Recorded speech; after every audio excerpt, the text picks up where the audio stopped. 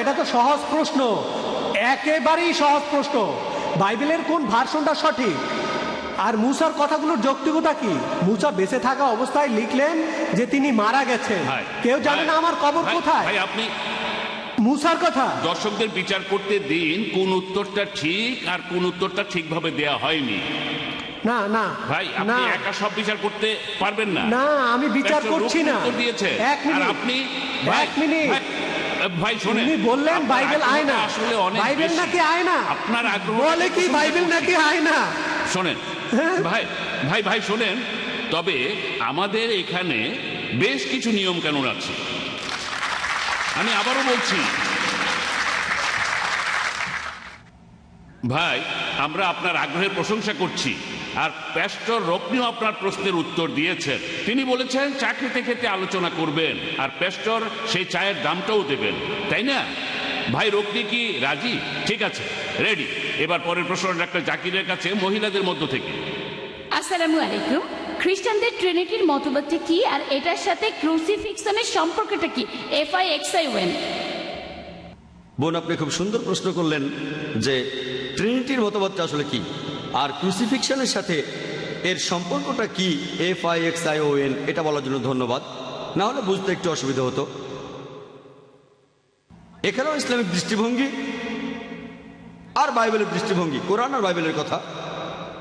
এখানেও পবিত্র কোরআন বলছে, সূরা মাইদার ৭৩ নম্বর আয়াতে উল্লেখ করা হয়েছে, লাকাদ কাফারাল্লাযিনা ক্বালু ইন্নাল্লাহা সালিসু সালাসা। তারা তো কুফরি করছে, ধর্মের অবমাননা করছে যারা এমন বলে আল্লাহ তো তিনের মধ্যে একজন, অর্থাৎ ট্রিনিটি। এরপরে সূরা নিসার ১৭১ নম্বর আয়াতে উল্লেখ করা হয়েছে, ওয়ালা তাকুলু সালাসা, তোমরা ট্রিনিটি বলো না, নিবৃত্ত হও, এটাই তোমাদের জন্য কল্যাণকর। ওয়ালা তাকুলু সালাসা। পবিত্র কোরআনে ট্রিনিটি শব্দটার উল্লেখ আছে সব মিলিয়ে 2 বার। কিন্তু যদি বাইবেল খুঁজে দেখেন, পুরো বাইবেলের ভেতরে ট্রিনিটি শব্দটা একবারও উল্লেখ করা হয়নি। যদি আপনারা এই বাইবেলটা পড়েন, এটা আকারে পবিত্রকরণের তুলনায় প্রায় দ্বিগুণ। এখানে অক্ষরগুলো আকারে ছোট, এখানে আরবি আর ইংরেজিতে ব্যাখ্যা করা হয়েছে। এই বাইবেল আসলে আকারে পবিত্রকরণের দ্বিগুণের চাইতেও বেশি। বাইবেলের কোথাও ট্রিনিটি শব্দটা পাবেন না, কোথাও না। কাছাকাছি যে অনুচ্ছেদটা আপনারা এখানে পেতে পারেন যেখানে ট্রিনিটির কথা বলা হচ্ছে, সেটা আছে ফার্স্ট এপিস্টল অফ জনে 5 নম্বর অধ্যায়ের 7 অনুচ্ছেদে বলা হয়েছে, স্বর্গে 3 জন সবার হিসাব রাখবে, মহান পিতা, পুত্র আর পবিত্র আত্মা, আর এই 3 জন এক। ট্রিনিটির মতবাদে কাছাকাছি অনুচ্ছেদটা ফার্স্ট এপিস্টল অফ জন 5 নম্বর অধ্যায়ের 7 অনুচ্ছেদ। তবে এখন যদি রিভাইজড স্ট্যান্ডার্ড পড়েন, এটা হলো কিং জেমস ভার্সন। এই বাইবেলটা খ্রিস্টানদের মধ্যে জনপ্রিয়। এটা রিভাইজড স্ট্যান্ডার্ড ভার্সন। ভাই জানতে চাচ্ছিলেন কোন ভার্সন? আমি এখানে 5 মিনিটের মধ্যে সব উত্তর দেওয়ার চেষ্টা করছি। এটা হলো রিভাইজড স্ট্যান্ডার্ড ভার্সন, নতুন ভার্সন। ভার্সন মানে এর এক একটা এক এক রকম। আর খ্রিস্টানদের এরকম 24,000 সংস্করণ আছে এই বাইবেলের, তবে কোনোটাই একরকম না। এটা হলো নিউ কিং জেমস ভার্সন, প্যাস্টরের কাছে আছে। এটা ডুয়েই ভার্সন। এখানে আছে 73টা বই, এখান থেকে 7টা বই বাদ দেওয়া হয়েছে। অনেকেই 7টাকে বলে এগুলো বানানো হয়েছে। কারা এমনটা করেছে?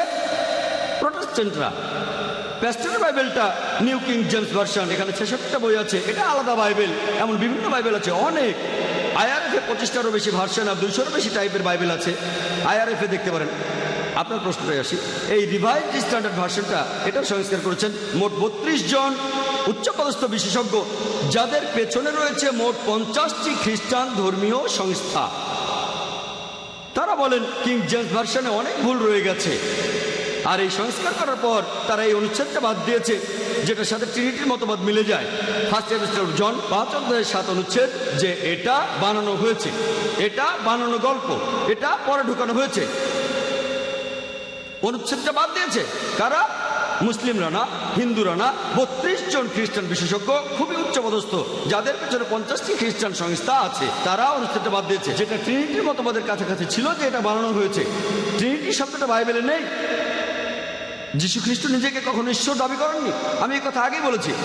চারটে সবাইকে শেখানো হয়, তারা বলে পিতা হলেন একজন, পুত্র হলেন একজন আর পবিত্র আত্মা একজন, কিন্তু তারা তিনজন নন, আসলে একজন। একজন আরেকজন আরেকজন, কিন্তু তিনজন না, একজন। এটা কি? এক যোগ এক যোগ এক সমান 3, কিন্তু খ্রিস্টানরা বলে এক। যদি খ্রিস্টানদের জিজ্ঞেস করেন আপনি যখন পিতার কথা ভাবেন তখন মনে কোন ছবি ভাসে, আর তখন একজন খ্রিস্টান তার মনে ছবি ভাসে যে মহান ঈশ্বর সান্টা ক্লজের মতো স্বর্গে বসে আছেন, তার সিংহাসনে বসে আছেন। যখন আপনি ভাবেন শব্দ বা পুত্র বা যীশু খ্রিস্টের কথা, তখন জেফ্রি হান্টারের কথা ভাবেন কিং অফ কিংস ছবিতে। জেফ্রি হান্টার, সোনালি চুল, শ্বেতাঙ্গ, দেখতে ইহুদিদের মতো না, তার নাকটাও খাড়া, এরকম জেফ্রি হান্টার। আর যখন পবিত্র আত্মার কথা বলে একটা ঘুঘু পাখির মতো, যেটা এসেছিল জন দ্য ব্যাপটিস্টের সাথে ব্যাপটাইজের সময়, অথবা সেই ধোঁয়ার মতো পেন্টাকস্টের সেই ভোজসভায়। 3টি আলাদা ছবি। কিন্তু যদি প্রশ্ন করেন আপনারা কটা ছবি দেখেছেন, তারা বলবে একটা।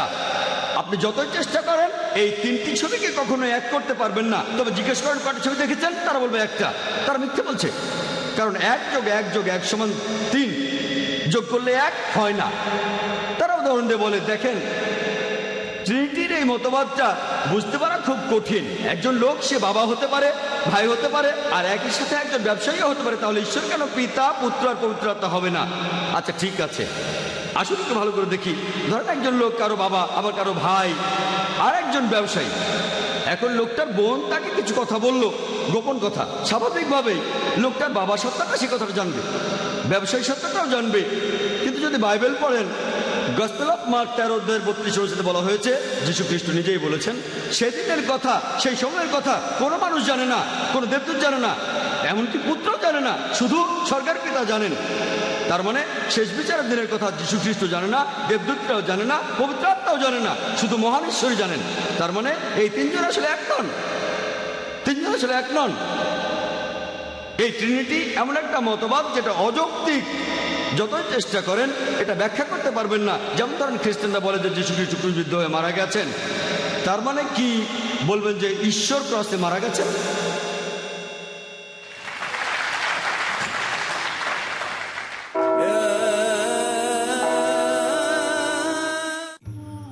إنه من يشرك بالله فقد حرم الله عليه الجنة ومأواه النار। নিশ্চয়ই যে আল্লাহর সাথে শিরকে লিপ্ত হয়, আল্লাহ তার জন্য জান্নাতকে হারাম করে দেন এবং জাহান্নাম অবধারিত করে দেন। শহীদুল্লাহ খান মাদানী। জান্নাতে যাওয়ার এবং জাহান্নাম হতে বাঁচার একটি মাত্র পথ, তাওহীদ। আল্লাহ সুবহানাহু ওয়া তাআলার তাওহীদ জানার জন্য দেখুন আমার ধারাবাহিক দার্স কিতাবুত তাওহীদ। দেখুন কিতাবুত তাওহীদ প্রতি রোববার, মঙ্গলবার ও শুক্রবার রাত 11টায় বা পুনঃ সম্প্রচার সকাল 10টায় বাংলাদেশে পিস টিভি বাংলায়।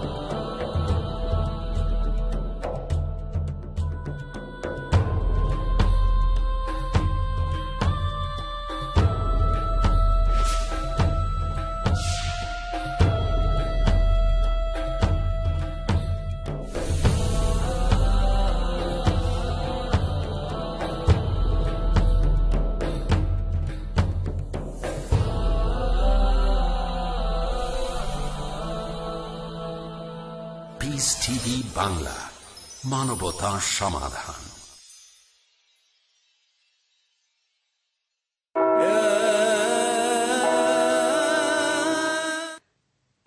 আপনার লেকচারের শুরুতে বললেন যে আমরা মানুষরাই আসলে বিভিন্ন পাপ করে থাকি, ঈশ্বর এগুলো করান না। কিন্তু আদি পাপ সম্পর্কে যে মতবাদ আছে সেটার ব্যাপারে বললেন যে মানুষ পাপের ভেতরে জন্মায়। এই কথা দুটো কি পরস্পর বিরোধী নয়? হ্যাঁ, মানুষ আসলে সবাই পাপী হয়ে জন্মায় না, পাপের প্রকৃতি নিয়ে জন্মায়। ওকে, তার মানে সব মানুষের মধ্যেই পাপ করার প্রবৃত্তিটা রয়েছে।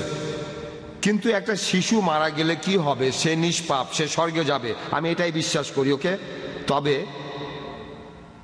এই শিশু তার বাবা মায়ের পাপের বোঝা বহন করবে না। আর এ ব্যাপারে ডক্টর জাকির বাইবেলের উদ্ধৃতি দিলেন, ঠিকই বলেছেন তিনি, পুত্র তার পিতার পাপের বোঝা নেবে না।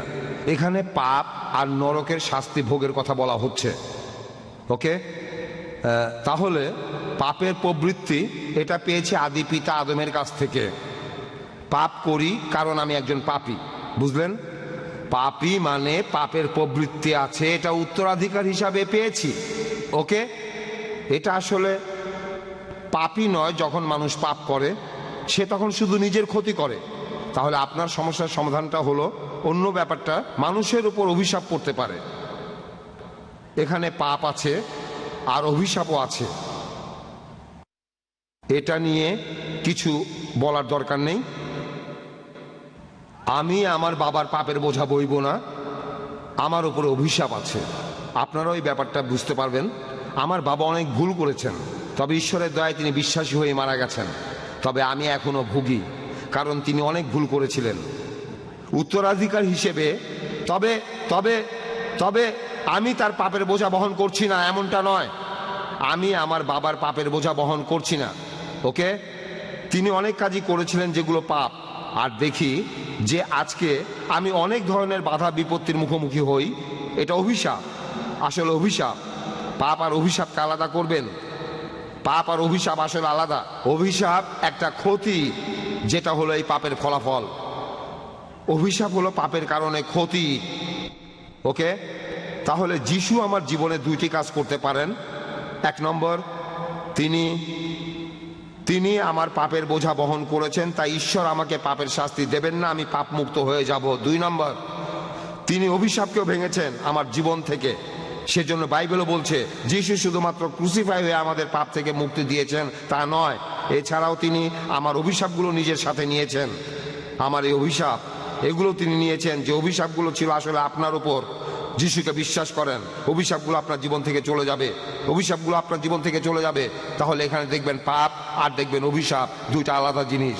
আশা করি উত্তরটা ঠিক মতো দিতে পেরেছি। আশা করি অন্তত আপনারা তো বুঝতে পেরেছেন। হ্যাঁ ভাই, এবারের প্রশ্ন ডক্টর জাকিরের কাছে। ডক্টর জাকির নায়েক, আমার নাম রিচার্ড, একজন বাইবেল স্টুডেন্ট, বাইবেল লাভার, এছাড়াও পেশা একজন টেকনিশিয়ান। আপনি বললেন যে বাইবেলে আছে যীশু খ্রিস্ট বলেছেন তারা দেবদূতের মতো হবে, আধ্যাত্মিক শরীর দেবদূতের মতো।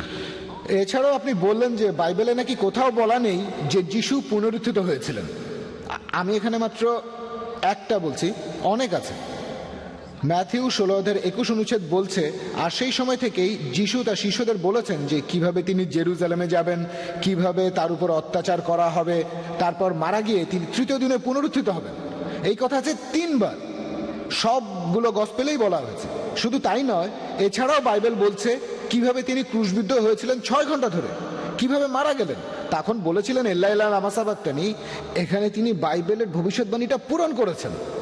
আর দেখবেন যে 4টা গসপেলই বলছে তার মৃত্যু, সমাধি আর পুনরুত্থান সম্পর্কে। এখন বললেন যে যিশু মিথ্যা বলেন না, তিনি আধ্যাত্মিক শরীরের কথা বলছিলেন, সেটা আলাদা কথা। আত্মার রূপ এক জিনিস, আধ্যাত্মিক শরীর আরেক জিনিস। কখনো কখনো আমরা দেবদূতের চেয়ে ভালো, কখনো পশু চাইতেও খারাপ। আসলে যিশুর পুনরুত্থানের ব্যাপারটা আলাদা। আমি আসলে এখানে কোনো তর্ক করতে আসিনি, আমি এসব জেনেছি ঈশ্বরের অসীম করুণায়। আর আমি আপনার 14টা প্রশ্নের সবগুলোর উত্তর দিতে পারবো। একদিন আমি ইসলামিক রিসার্চ ফাউন্ডেশনে এসে আপনার সবগুলো প্রশ্নের উত্তর দেবো, বিতর্ক করার জন্য না, আমি আনন্দের সাথেই বলবো। আর কথাটা সত্যি, ট্রিনিটি শব্দটা বাইবেলে নেই, শব্দটা নেই, কিন্তু যীশু খ্রিস্ট ঈশ্বর, এই কথাটা আমি আপনাকে বিভিন্নভাবে প্রমাণ করে দিতে পারি। আপনাকে আমি এটা দেখিয়ে দিতে পারি। আমার কাছে এখানে কিছু লিফলেট আছে, বাইবেলের মধ্যে অঙ্কের বিস্ময়কর খেলা আছে। এটা প্রমাণ হয় যে বাইবেলই সত্যি, এটাই প্রমাণ। Bible perfect. তাই আমার কাছ থেকে আপনারাও কালেক্ট করে নিতে পারেন বাইবেলের সত্যতার আপনার প্রমাণ। প্রশ্ন, আপনার Please, প্রশ্নটা। please। আমার প্রশ্নটা হলো, যীশু খ্রিস্ট অনেকবারই বলেছেন তিনি মারা যাবেন, তারপরে পুনরুত্থিত হবেন। আপনাকে আমি আরো অনেক উদ্ধৃতি দিতে পারি। 20 অধ্যায়ের 19 অনুচ্ছেদ বলছে যীশু খ্রিস্ট ক্রুশবিদ্ধ হয়ে মারা যাবেন, তারপর তৃতীয় দিনে যীশু খ্রিস্ট আবার পুনরুত্থিত হবেন। এই তো শেষ, আমার প্রশ্ন প্রায় শেষ, প্রায় শেষ। বলেন, কোনো সমস্যা নেই। প্রশ্ন শেষ হয়েছে? হ্যাঁ, আমি একটু ব্যাখ্যা করলাম। কোনো সমস্যা নেই ভাই, আমাদের IRF এ প্রতি রবিবার প্রোগ্রাম হয়। বাইবেলেই প্রত্যেক রবিবার। সবকিছুর উত্তর আছে, অন্য কোনো ধর্মে নেই। রবিবার আমরা IRF এ প্রোগ্রাম করে থাকি, ঠিকানাটা আপনি জেনে নিন। প্রত্যেক রবিবার রবিবার সকাল 10:30। সেখানে আমার লেকচার শেষ হলে আপনি যে কোনো প্রশ্ন করতে পারেন, এমনকি কোরআনের সমালোচনা করতে পারেন, কোরআনের বিরুদ্ধেও বলতে পারেন, সমস্যা নেই। আপনার কথা সাদরে গ্রহণ করবো, আমরা আলোচনা করতে চাই, একে অন্যকে ভালোভাবে আমি বুঝতে বাইবেল চাই। নিয়ে বলতে ভাই, বাইবেল নিয়েও জিজ্ঞেস করতে পারেন, সমস্যা নেই। আমি বাইবেল সম্পর্কে আপনাকে জানাবো। হ্যাঁ, অবশ্যই বলবেন। যেমন একটু আগে বললেন, ভাই একটু আগে গসপেল অফ ম্যাথিউ থেকে উদ্ধৃতি দিলেন। কোন উদ্ধৃতি? যিশু বলেছেন তিনি মারা যাবেন, তারপর উত্থিত হবেন। তিনি নিজেই বলেছেন, আমিও মানি, আমরা সবাই মানি যে তিনি মারা গিয়ে উত্থিত হবেন, দ্বিতীয়বার আসার পর মারা গিয়ে উত্থিত হবেন।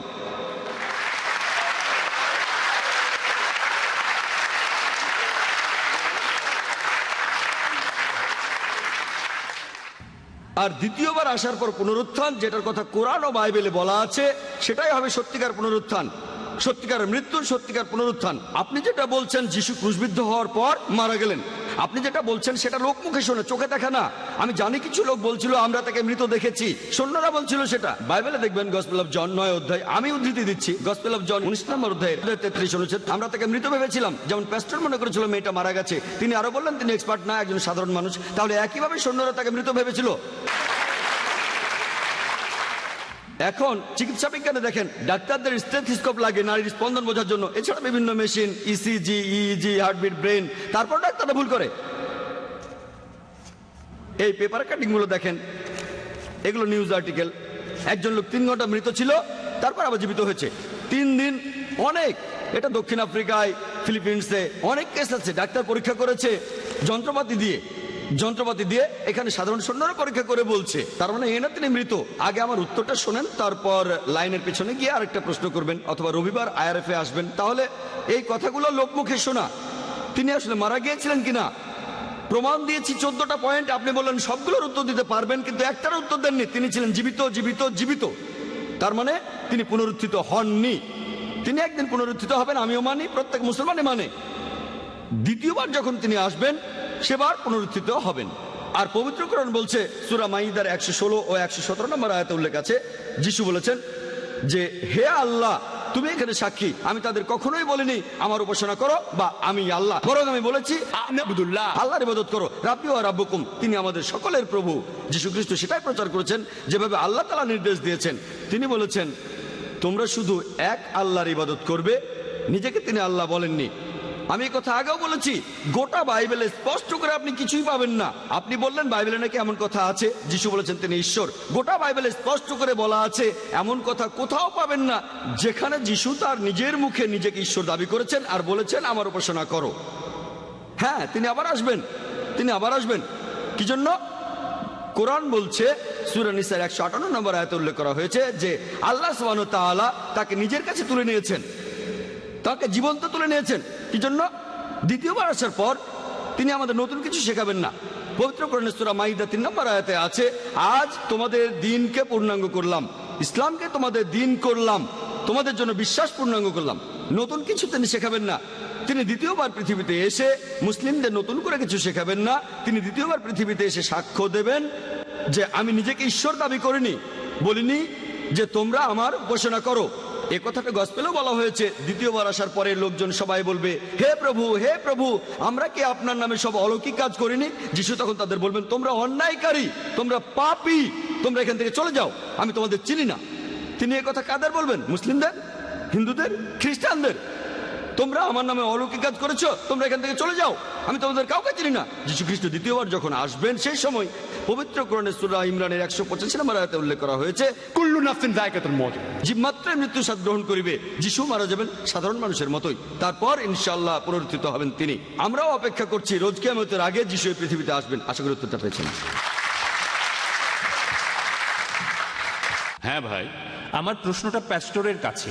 মুসলিমরা বেহেশতে যেতে চাইলে তাদের বেশ কিছু শর্ত পূরণ করতে হবে। আজকে আপনার লেকচারে যেটা শুনলাম আর আমার প্রতিবেশীদের কাছ থেকে যা শুনেছি যে খ্রিস্টান ধর্ম বলে যে খ্রিস্টানরা পাপমুক্ত। পাপমুক্ত মানে যীশুখ্রিস্ট নাকি মানব জাতির সবার পাপের বোঝা মাথায় নিয়ে ক্রুশবিদ্ধ হয়ে মারা গিয়েছিলেন। তাহলে তার মানে যদি আজকে কেউ মেনে নেয় যে যীশুখ্রিস্ট ক্রুশবিদ্ধ হয়ে মারা গেছেন মানব জাতির সবার পাপের জন্য, তার মানে কি এই সেই লোকের পাপ অতীত আর ভবিষ্যতের সব মুছে গেল আর সে স্বর্গে যেতে পারবে? হ্যাঁ, বাইবেলে এই কথা লেখা আছে, যদি যিশুকে বিশ্বাস করেন তার মানে যিশু খ্রিস্টের কথার কাজে বিশ্বাস করা। বিশ্বাসটাকে মুখের কথায় মেনে নেন, তার মানে নিজের মুখে কথা বলেন, যিশুকে গ্রহণ করেন আপনার অন্তর থেকে, তারপর আপনি পাপ থেকে মুক্ত হবেন। তখন আপনার নিয়তিও বদলে যাবে। এখানে আমি ব্যাপারটাকে যেভাবে বুঝি, আপনার নিয়তি বদলে যাবে, আপনি সেই মুহূর্তে স্বর্গে চলে যাবেন না। আরেকটা প্রশ্ন এটার সূত্র ধরেই, তাহলে তার মানে আমি বাইবেল পড়লাম, বাইবেলের প্রত্যেকটা কথাই বিশ্বাস করলাম, মানলাম যীশুখ্রিস্ট মারা গেছেন ক্রুশবিদ্ধ হয়ে, তার পরের দিন হয়ে গেলাম ধর্ষণকারী অথবা সন্ত্রাসী আর মানুষ খুন করে বেড়াতে লাগলাম, তারপরও কি আমি স্বর্গে যেতে পারবো? এখানে আসলে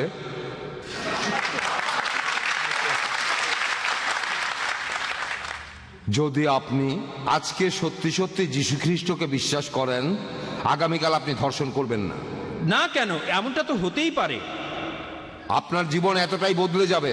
তাহলে মিথ্যা বলছেন, আপনি যিশুকে বিশ্বাস করেন না। দেখেন, স্বর্গে যাওয়ার একমাত্র শর্ত হলো আমি বিশ্বাস করব যিশুকে, তিনি ক্রুসিফাইড হয়েছেন, মানব জাতির পাপের জন্য ক্রুশবিদ্ধ হয়ে মারা গেছেন। এটাই তো স্বর্গে যাওয়ার একমাত্র শর্ত। আপনার লেকচারেও একই কথা বললেন। যদি যিশুকে বিশ্বাস করেন সেটা কেমন হবে তা বলা আছে অ্যাক্টস অফ ফেইথে, যেটা হলো জেমসের বই, ইয়াকুব। যদি আপনার বিশ্বাসটা মিথ্যা না হয়, বোকা না হয়, এই বিশ্বাসটাই আপনার জীবনটাকে চালাবে। কিন্তু আপনার বিশ্বাসটা যদি মিথ্যা হয়, সবাইকে শুধু দেখানোর জন্য, তখন এই বিশ্বাস আপনার জীবনটাকে পরিচালিত করবে না। ধরেন আজকে আমি একজন অপরাধী, যিশুকে বিশ্বাস করলাম আর অনুতপ্ত হলাম, পাপ থেকে মুক্তি চাইলাম। সবকিছুর মূলে আছে যিশু খ্রিস্টকে বিশ্বাস করা। অনুতপ্ত মানে আমি বদলে গেছি, নতুনভাবে পথ চলছি, আমি নতুন করে আর কোনো পাপ করছি না। ঈশ্বর আমাকে সাহায্য করলে আমিও সফল হব, আবার আগের মতো করে পথ চলতে শুরু করব, আমার জীবন বদলে যাবে। এখন আমি ভুল করতে পারি, তার মানে এই না যে আমি বিশ্বাসটা ত্যাগ করেছি। একটা বাচ্চা ছেলে তার বাবাকে ভালোবাসে, তারপর মাঝে মধ্যে সে তার বাবাকে অমান্যও করে। এই অমান্য করার একটা সীমা আছে, ওকে? অমান্য করার একটা সীমা আছে, প্রত্যাখ্যানের বিদ্রোহের একটা সীমা আছে। তাই আমি সংক্ষেপে বলি, যদি আমি যিশুকে বিশ্বাস করি, আমি ঈশ্বরের কাছে ক্ষমা চাইব, আমাকে পাপ মুক্ত করবেন। যদি সত্যি সত্যি যিশুকে বিশ্বাস করি, ঈশ্বর সব জানেন যে আমার মুখের কথা সত্যি কি না। তারপর এটা আমার জীবন পরিচালিত করবে। আমি একবার কুয়েতে ছিলাম, ইসলামের অনেকেই সেখানে শব্দ নিয়ে খেলা করে। একবার এক লোক বলেছিল যে সে একজন মুসলিম, সে তখন কালেমাও পড়েছিল, কারণ সে তার স্ত্রীর কাছ থেকে ছেলে মেয়েদের ভার নিতে চেয়েছিল। তখন এক লোক তাকে বুদ্ধি দিল, যদি এটা বলেন তখন শরিয়া এ কথা বলবে, বাচ্চারা আপনার কাছে থাকবে, কারণ আপনার স্ত্রী খ্রিস্টান, তখন সব আপনার পক্ষে যাবে। তাই সে করলো, সে তাই করলো। তারা তখন মোল্লাকে বলল, মানে সেখানকার বিচারক, লোকটা মুখে কালেমা বলল, মন থেকে বলেনি। মোল্লা বলল, না না না, সেটা শুধু আল্লাহই বলতে পারেন। লোকটা কালেমা বলেছে, আমরাও শুনেছি, সে মুসলিম, এটা প্রমাণিত, মনের কথা শুধু আল্লাহ জানেন। এখানে তারা কিন্তু শব্দ নিয়ে খেলা করছে। লোকটা বাচ্চাদের ভার নিতে চেয়েছিল। খ্রিস্টান ধর্ম বিশ্বাসে ঈশ্বর জানেন আপনি সত্যি বলছেন কিনা। যদি সত্যি যিশুকে বিশ্বাস করেন, ঈশ্বর আপনাকে পাপ থেকে মুক্তি দেবেন। অনেক মাদকাসক্ত ঠিক এভাবেই মুক্তি পেয়েছে, চিকিৎসা করে তাদের ভালো করা যায়নি, এভাবে তারা মুক্তি পেয়েছে। এই প্রতিষ্ঠানটার নাম টিন চ্যালেঞ্জ। তাদের সাফল্যের হার এক্ষেত্রে অনেক বেশি। এমনকি সেরা মাদকাসক্ত পুনর্বাসন কেন্দ্রগুলো এমন সাফল্য দেখাতে পারেনি, তাদের সাফল্য 2 বা 3%। তারপর কি হয়, সেই রোগীরা আবারও মাদক নেয়। কিন্তু এরা সফল হয়েছে, অনেক মাদকাসক্তকে তারা ফিরিয়ে আনতে পেরেছে, কারণ তাদের এই যে চিকিৎসা, এর মূলে রয়েছে যীশু খ্রিস্টকে আপন মন থেকে বিশ্বাস করা। যীশু খ্রিস্ট সব সমস্যার সমাধান। যীশু আসলে পটে আঁকা সুন্দর কোনো ছবি নয়, শুধু একটা বইতে আঁকা রঙিন ছবি নয়। যীশু খ্রিস্ট আমাদের জীবনের সব সমস্যার সমাধান।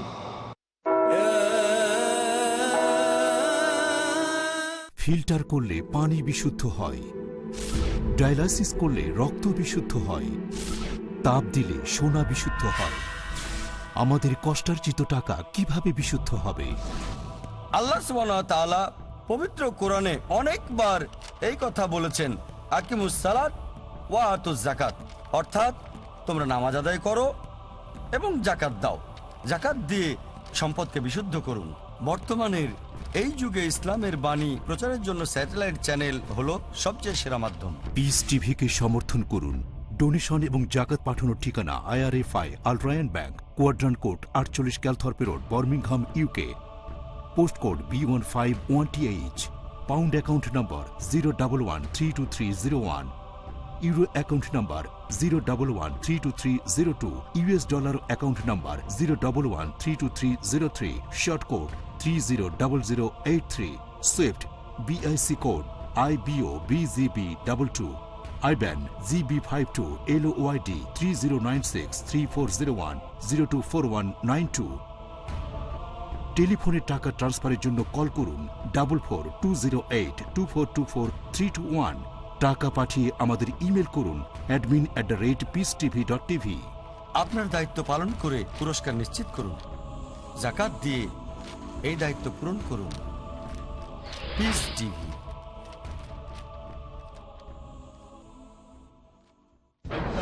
তৌহিদের প্রতিষ্ঠা। আল্লাহর একত্বটাই মূল জিনিস, উপরটার বিষয়টাই হচ্ছে এই তাওহীদের বিষয়টা হলো মূল বিষয়। কোরআনের উপর পূর্ণ বিশ্বাস। কোরআন ও সহিহ সুন্নাহর সঠিক শিক্ষা নিয়ে সঠিক ইসলাম জেনে গোটা বিশ্বে ছড়িয়ে যেতে পারে। সুন্নাতের বাস্তবায়ন। আরেকজন মুসলিম অপরজনকে ইসলামের দিকে দাওয়াত দিবেন কোরআন এবং সুন্নাহর আলোকে। জানুন ইসলামের বুনিয়াদী নীতিসমূহ। দেখুন মুসলিম জীবনের মূল ভিত্তি। প্রতি বৃহস্পতিবার সন্ধ্যা 5:30 বা পুনঃ সম্প্রচার সকাল 6টায় বাংলাদেশে পিস টিভি বাংলায়।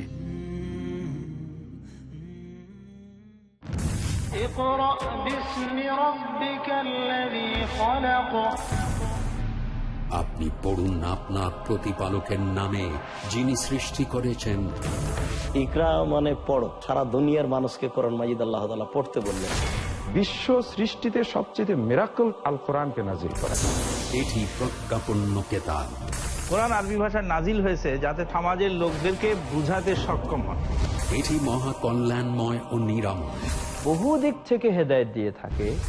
আছে কেউ তোমাদের মধ্যে যে চিন্তা করে ও গবেষণা করে?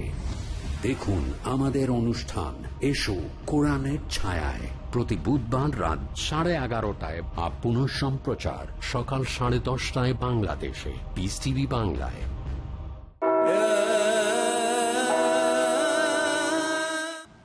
আচ্ছা, এবারের প্রশ্নটা মহিলাদের মধ্য থেকে। ডক্টর জাকির, প্যাস্টর রকনিকে কেউ কি প্রশ্ন করবেন মহিলাদের মধ্য থেকে? আমাদের পাপের দায়ভার যদি আমাদের উপরে থাকে, তাহলে যিশু কেন আমাদের পাপের জন্য মারা গেলেন? আচ্ছা, আর সরি, প্রশ্নটা কি প্যাস্টর রকনির জন্য? হ্যাঁ, ঈশ্বর সেজন্য যিশুকে কেন শাস্তি দিবেন? যদি আমাদের পাপের দায় আমাদের উপরেই থাকে, তাহলে যিশু কেন আমাদের জন্য মারা গেলেন? আর দ্বিতীয় প্রশ্নটা সেটা কি? আমাদের জন্য ঈশ্বর কেন যিশুকে শাস্তি দিবেন? আচ্ছা, আইন বলতো আমরা সবাই পাপী। এই আইনটা ছিল যিশুর আগে। সেখানে মানুষের কাছে ঈশ্বর কি চান সেটা বলা আছে। সেখানেই আসলে বলা হয়েছে যে আমরা কতটা পাপী। ওকে, তাহলে এই পাপ থেকে কোনো মুক্তি নেই। সব মানুষেরই একই অবস্থা, কোনো মুক্তি নেই। আর মুসার আইন নিশ্চিত করে বলছে পাপ থেকে মুক্তি নেই, তোমরা যতই চেষ্টা করো সফল হবে না। তারপর যিশু আসলেন এই চক্রটা ভেঙে দিতে। ওকে, আমি আমার লেকচারে আগেও বলেছি, যদি আমার কোনো বন্ধু আমার পাপের জন্য মারা যায়, তার মৃত্যুটা ঈশ্বরের কাছে কোনো গুরুত্বই পাবে না, কারণ সে শুধু নিজের কাজের জন্য দায়ী। তবে যীশু খ্রিস্ট একেবারেই আলাদা। যিশু এমন একজন মানুষ যিনি কখনোই মরতে পারেন না।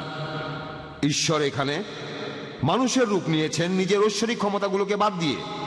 ওকে, তিনি মানুষ হিসাবেই ছিলেন। এখানে পাপ আর বিচারের কথা যদি বলি, তিনি কখনোই মরতে পারেন না। সেজন্য তিনি একটি নিখুঁত ভেড়া। এই পৃথিবীর অন্য কেউ এতটা নিখুঁত নয় যিশুর মতো। আর সেজন্য যিশুর মৃত্যুটা খুবই মূল্যবান, ঈশ্বরের কাছে অনেক অনেক দাম। আর পুরো মানুষ জাতির পাপের বোঝা মাত্র একজনই নিতে পারে পুরো ইতিহাসে, আর তিনি হবেন অন্য সবার চেয়ে আলাদা। একমাত্র তিনিই পাপের বোঝা নিতে পারবেন, অন্য কেউ এটা পারবেন না। একমাত্র যীশু খ্রিস্ট পারবেন, কারণ তিনি জীবনে কখনো কোনো পাপ করেননি।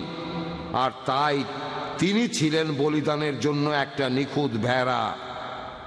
ব্যাপারটা এরকমই। আর যীশু খ্রিস্ট সবার চাইতে আলাদা।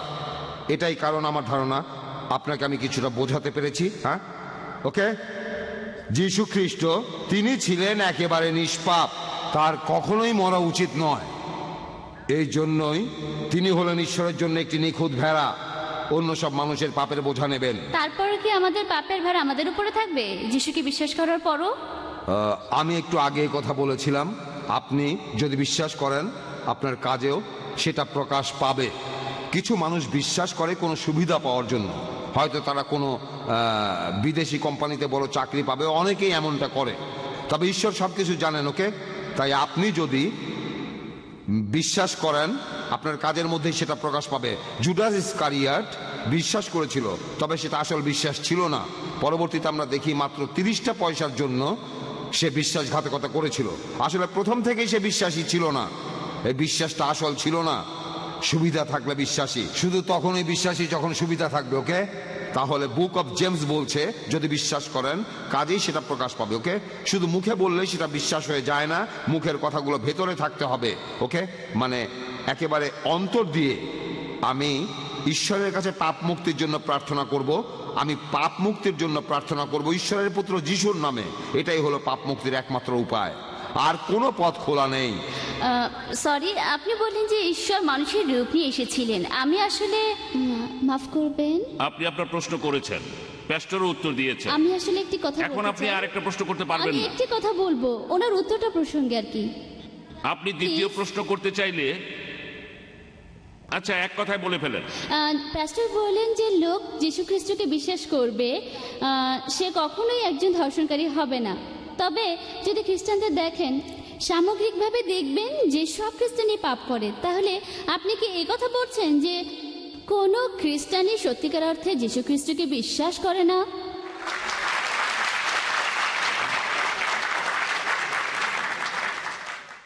আপনি অবিশ্বাসী খ্রিস্টানদের কথা বলছেন। অনেক লোকই সমাজে খ্রিস্টান বলে পরিচিত, অনেক লোকের উপরে খ্রিস্টান লেভেলটা রয়েছে, তারা অনেক অন্যায় করছে। এমনকি ব্রিটিশরা যখন ইন্ডিয়ায় ছিল, এটা আমার মনে হয় আপনার যদি খারাপ লাগে তাহলে আমি দুঃখিত, তারা ইন্ডিয়ায় যিশুকে ঠিকভাবে তুলে ধরেনি, চালু করেছে খ্রিস্টান নাম। যেমন ধরেন আমার নাম ছিল শর্মা, নাম হয়ে যাবে টনি বা জনি। যদি আমি খ্রিস্টান হই, আমার মন কিন্তু বদলায়নি, খোলসটা বদলেছে। এগুলো যীশু খ্রিস্টের বিশ্বাসীদের বৈশিষ্ট্য নয়। আমি আমার লেকচারে এই কথাটা আগেও বলেছি, আপনারা বিশ্বাসী খ্রিস্টান দেখবেন, ট্র্যাডিশনাল খ্রিস্টানও দেখবেন, সবাই মিশে গেছে। এই ট্র্যাডিশনাল খ্রিস্টানদের দেখেই আপনার মধ্যে এই ভুল ধারণাগুলো হচ্ছে। আপনি যে খ্রিস্টানদের কথা বলছেন তারা ট্র্যাডিশনাল, তারা অনেক আলাদা। খ্রিস্টানরা আমরা মূর্তি পূজা করি না, আমরা কোনো ছবি রেখে নতজানু হই না। প্যাস্টরকেও জিজ্ঞাসা করেন, মূর্তি পূজা করি না। তবে আগে আমি এমনটা করতাম, তারপর আমি বাইবেল আর তাওরাত পড়লাম, তখন এটা বন্ধ করলাম। আমি জানতাম না, আমি আগে মূর্তি পূজা করতাম, আমি প্রার্থনা করতাম মৃত আত্মার কাছে। ঈশ্বর এগুলো করতে নিষেধ করেছেন, আমি জানতাম না। কিন্তু আমিও খ্রিস্টানই ছিলাম, আমাকেও তখন খ্রিস্টান বলা হতো। আমি মহান ঈশ্বরকে বাদ দিয়ে মানুষের কাছে প্রার্থনা করতাম, মেডিয়েটরে মেডিয়েটরে মেডিয়েটরে মেডিয়েটরে মেডিয়েটরে ইত্যাদি ইত্যাদি। একমাত্র ঈশ্বরই ক্ষমা করতে পারেন। আর আপনি সেই খ্রিস্টানদের কথা বলছেন যাদের একটা লেভেল আছে। আমি বলছি বিশ্বাসী খ্রিস্টানদের কথা, আমি বাইবেলে বিশ্বাসীদের কথা বলছি, যে খ্রিস্টানরা বাইবেল বিশ্বাস করে, তারা খুবই ভালো খ্রিস্টান। আমি সেই খ্রিস্টানদের কথা বলছি, ওকে। তাহলে আপনি সত্যিকারের খ্রিস্টানদের দেখেননি, দেখেছেন যাদের লেভেল আছে, তাদের নামগুলো পশ্চিমা নামগুলোর মতো। আপনি বললেন যে পবিত্র বাইবেলে কথা লেখা আছে যে যখন যিশু ফিরে আসলেন তার শিষ্যরা যিশুকে দেখে ভয় পেয়ে গিয়েছিল। তিনি তো মারাই যাননি, তাহলে ভয় পাবে কেন?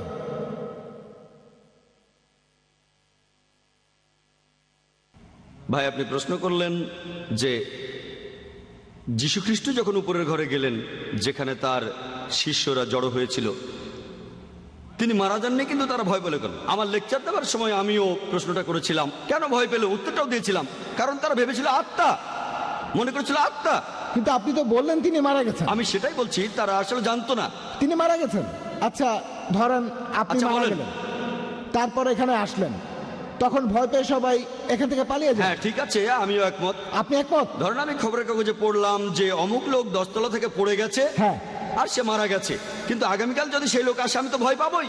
যদি সে বলে যখন আমি পড়ে গিয়েছিলাম সেখানে একটা ট্রাক ছিল, তার উপরে পড়ে গেছি, আমি মারা যাইনি, তাহলে অন্যজনের কাছে শুনলাম সে পড়ে গিয়ে মারা গেছে, তারপর যখন আসলো আমি তাকে চেক করে দেখলাম, তার হাত দেখলাম সে জীবিত, তাহলে প্রথমে আমি ভয় পাবো, কিন্তু পরে যখন সব শুনবো আর ভয় পাবো না। এখানেও একইভাবে প্রথমে তিনি তো মারা তারপর গেছেন। আগে উত্তরটা দেই, তারপর বলেন, সমস্যা নেই, আপনাকে সময় দেব, আরো প্রশ্ন করেন, আইআরএফ এ আসেন, আগে আমাকে উত্তরটা দিতে দেন। তারা ভেবেছিল, বাইবেল বলছে গসপেল অফ লুক 24 নম্বর অধ্যায়ের 37 অনুচ্ছেদে, তার শিষ্যরা ভয় পেয়ে গিয়েছিল আর ভেবেছিল তিনি আত্মা, মনে করেছিল। এটা কে বলেছে? ডক্টর জাকির বলেনি, কে বলেছে? লুক। তারা ভেবেছিল তিনি আত্মা। তখন যিশু বললেন, আমাকে স্পর্শ করে দেখো, কারণ আত্মার রক্ত মাংসে শরীর থাকে না। তারা খুশি হয়ে গেল। প্রথমে ভয় পেয়েছিল কারণ তারা ভেবেছিল আত্মা, যখন প্রমাণ করলেন তিনি আত্মা নন, তারা খুশি হয়ে গেল। এই কথা কে বলেছে? Gospel of look. গসপেল বলছে যিশু মারা গিয়েছিলেন, সমাধিতে রাখা হয়েছিল, তারপর এসেছিলেন। আপনি এটা বলেছেন? এমন কথা আপনি বলেছেন, আমি জানি না। আমি উদ্ধৃতি দিচ্ছি বাইবেল থেকেই।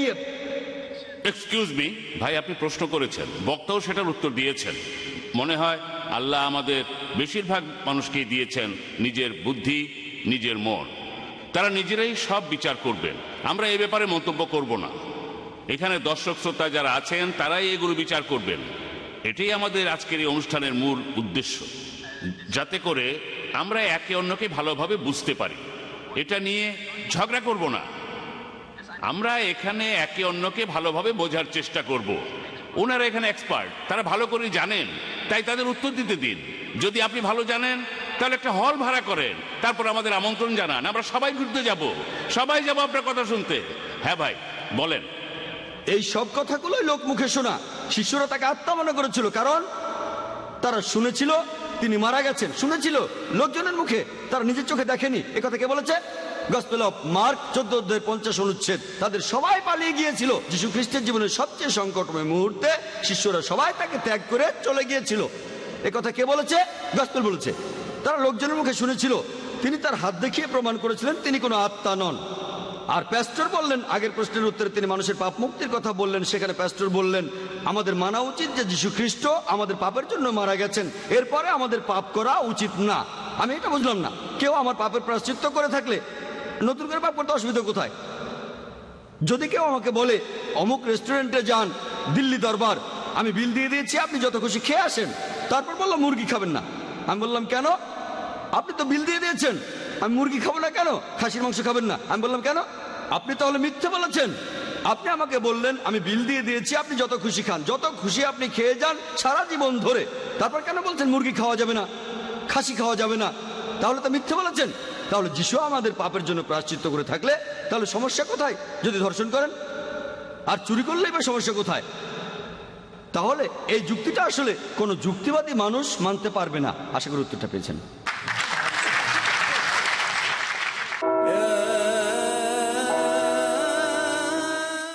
এমন ঘটনা যার মধ্যে নিহিত আছে আল্লাহর নির্দেশ, কোরআনের গঠন, যে ঘটনা অত্যন্ত শিক্ষণীয়।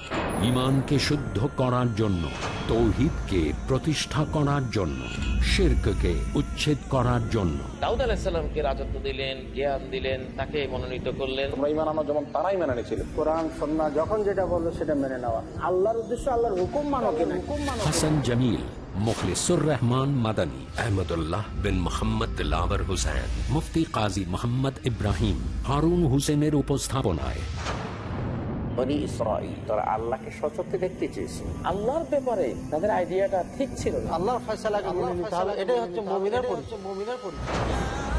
কিভাবে মুমিন আল্লাহর দয়া অর্জন করেন বোঝার জন্য দেখুন গুরুত্বপূর্ণ অনুষ্ঠান কোরআনের কাহিনী, প্রতি বুধবার রাত 8টায় বা পুনঃ সম্প্রচার সকাল 6:30 বাংলাদেশে পিস টিভি বাংলায়।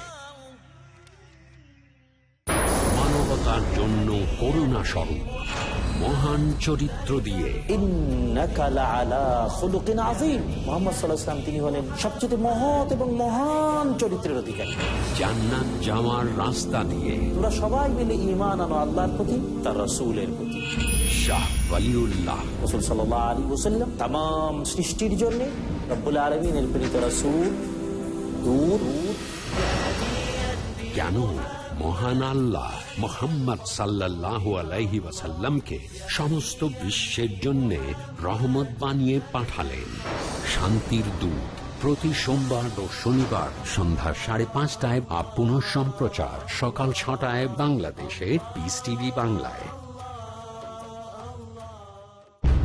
কোরআন একটা চূড়ান্ত বার্তা। মহাবিশ্বের মহাবিশ্বয় মহাগ্রন্থ আল কোরআন দিয়ে আমাদের হেদায়েতের ব্যবস্থা করেছেন। Quran will remain as the most modern book ever. এমন এক কিতাব যেই কিতাব দিয়ে মানুষের সব সমস্যার সমাধান করা যায়। সমাজের মধ্যে আল্লাহ সুবহানাহু ওয়া তাআলা কোরআনকে রাখবেনই।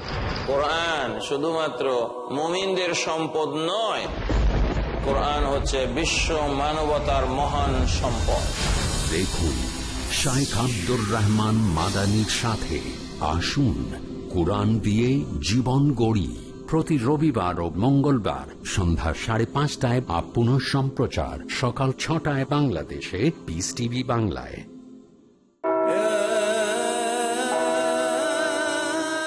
হ্যাঁ ভাই, এই প্রশ্নটার পরে মাইক থেকে আরেকটা প্রশ্ন হবে। আমার প্রশ্ন রুকনির কাছে। আমরা সবাই জানি যে প্রত্যেক দেশে একটা ফৌজদারি আইন আছে, আর কেউ যদি কোনো অন্যায় করে তাকে সেই ফৌজদারি আইন অনুযায়ী শাস্তি দেয়া হয়। তবে এত কিছুর পরেও যদি খবরের কাগজ পড়েন সেখানে দেখবেন হাজার হাজার খুন, ধর্ষণ আর পুরো পৃথিবীটা জুড়েই এমন অপরাধ চলছে। ধরেন আপনি আপনার লেকচারে যে কথাগুলো বললেন লেকচারের শুরুতে, যে যীশু খ্রিস্ট ক্রুসিফাইড হয়েছিলেন, নিজের পাপের জন্য তিনি এই শাস্তি পাননি, বরং ক্রুসিফাইড হয়েছিলেন মানব জাতির সবার পাপের প্রায়শ্চিত্তের জন্য, মানে খ্রিস্টানদের পাপের জন্য। যদি আপনি বিশ্বাস করেন যীশু খ্রিস্টানদের জন্য ক্রুসিফাইড হয়েছেন, তাহলে আমাদের এই পৃথিবীর অবস্থাটা কি হবে? ঠিক আছে, শেষ হয়েছে। বাইবেলে বলা আছে যিশু মারা গিয়েছেন পৃথিবীর সব মানুষের পাপের বোঝা নিয়ে। যে লোক যিশুকে বিশ্বাস করে সে পাপ থেকে মুক্ত হবে। এই বিশ্বাসটা আসলে আপনার জন্য পৃথিবীর সব মানুষের জন্য। তাহলে তখন পরিস্থিতি নিয়ন্ত্রণ করবে কে? সবাই যদি এটা বিশ্বাস করে, হ্যাঁ, আপনাকে আজ এখানে খুন করতে পারি, হ্যাঁ, আর কালকে আমি আদালতে গিয়ে বলবো আমার পাপের জন্য যিশু ক্রুসিফাইড হয়েছেন, আমার বিচার করতে পারবেন না। হ্যাঁ, এটা কি কাগজে লিখে দিতে পারবেন যে এই লোকের বিচার করা যাবে না, এর জন্য যিশুকে ক্রুসিফাইড করা হয়েছে? এই প্রশ্নটার উত্তর আমি আগেও দিয়েছিলাম। বুক অফ জেমসে আছে, আরবিতে ইয়াকুব বলছেন, যদি সত্যি বিশ্বাস করেন আমাকে খুন করবেন না। আপনি খুন করবেন না, এটা লিখে দেন, যদি মিস্টার ইফতেখার আজকে আমাকে খুন করে আর এজন্য কোনো আদালতে তার বিচার করা যাবে না, লিখে দিতে পারবেন? হ্যাঁ, এই কথাটা লিখে দিতে পারবেন? এক মিনিট, আমি কালকেই বিশ্বাস করব যে যীশু খ্রিস্ট আমাদের জন্য ক্রুসে মারা গিয়েছেন। কালকেই বিশ্বাস করব, আমি একজন খ্রিস্টান হয়ে যাব। দেখেন এই দুইটা ব্যাপার আলাদা। আগেও বলেছি পাপ আর পাপের ক্ষতি আলাদা। ওকে, পাপ জিনিসটা হলো আলাদা। আপনাকে একটা সহজ কথা বলি। দেখেন শুনেন, আপনি তো একজন বিশ্বাসী, আপনি খ্রিস্টান ধর্মে বিশ্বাস করেন, একজন খ্রিস্টান। হ্যাঁ, আজকে সকালে আমার মেয়েকে বলেছিলাম তুমি 1 থেকে শুরু করে 20 ঘরের নামটা একেবারে সব মুখস্থ করে ফেলবে, মুখস্থ করো, আমি সন্ধ্যায় এসে শুনবো। শুধু আমাকে খুশি করার জন্য সে সব মুখস্থ করেছে, সবগুলো মুখস্থ করে আমাকে সন্ধ্যায় শুনিয়েছে। ডাক্তার জাকির নায়েক খ্রিস্টান নন, একজন মুসলমান, কিন্তু তিনি প্রত্যেকটা বাইবেল থেকে উদ্ধৃতি দিতে পারেন, যে কোনো বাইবেল। হ্যাঁ, আপনি একজন বিশ্বাসী, বলেছেন যে আমি বিশ্বাসী, যিশুকে ভালোবাসি, কিন্তু বাইবেল থেকে একটা উদ্ধৃতি দিতে পারেন না। Brother, you have to put...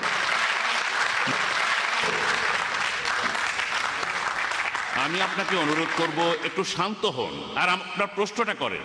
দয়া করে মন্তব্য করবেন না যে বক্তারা কি জানেন বা জানেন না আচ্ছা, আপনি আপনার প্রশ্নটা করেছেন, এবার উত্তরটা শুনুন। আমি এই কথা আগেও বলেছি, একটা জিনিস হলো পাপ, আরেকটা হলো পাপের ফলাফল। ওকে, যেমন ধরেন একজন খুব গরিব লোক, তার কাছে খুব অল্প খাবার ছিল, আমি একজন চোর, খাবারটা চুরি করলাম আর লোকটা না খেতে পেয়ে মারা গেল। ওকে, এর কিছুদিন পর, কয়েকদিন পর একজন ধার্মিক লোক আমাকে বলল, তুমি চুরি করেছো, এটা করা উচিত নয়। তখন আমি বুঝলাম যে এমন অপরাধ করে ফেলেছি যেটার ক্ষতিপূরণ নেই, আমার অপরাধের কারণে একজন মানুষ মারা গেছে। তবে সেই লোক বললেন, তোমার মুক্তির জন্য আমি যিশুর কাছে প্রার্থনা করেছি, তারপর আমার নিয়তি বদলে গেল। আমার নিয়তি যে বদলালো এটাই হলো বাস্তব। বাইবেলেও এই কথাই বলা হয়েছে, ঈশ্বরও এই কথাই বলছেন। এই ক্ষতিপূরণ কি করে করতে পারি? আমি একজনকে মেরে ফেলেছি, তার খাবার চুরি করেছি, এর উত্তর হলো না, পুলিশ আমাকে অ্যারেস্ট করবে, তারপর সেই দেশের আইন অনুযায়ী আমার ফাঁসি হয়ে যেতে পারে।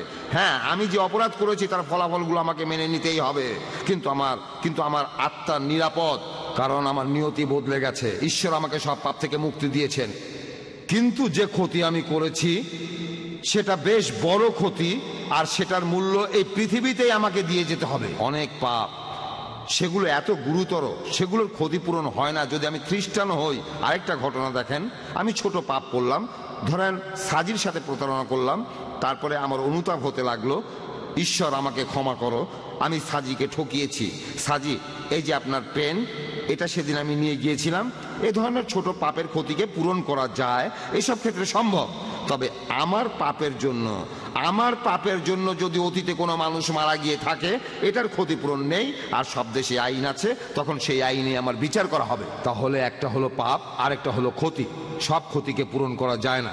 মনে করেন আমি একজন অ্যালকোহলিক, অনেক বেশি মদ খেতাম, জীবনের অনেক সময় মদ খেয়ে কাটিয়েছি। তারপর বয়স হয়ে গেলে একজন ধার্মিক লোক আমাকে বলল, ঈশ্বরের কাছে ক্ষমা চাও। আমি তখনই ক্ষমা চাইলাম আমার প্রভু যিশুর নামে, আর তখনই আমি পাপমুক্ত হয়ে গেলাম, একেবারে তখনই আমি পাপমুক্ত হয়ে গেলাম।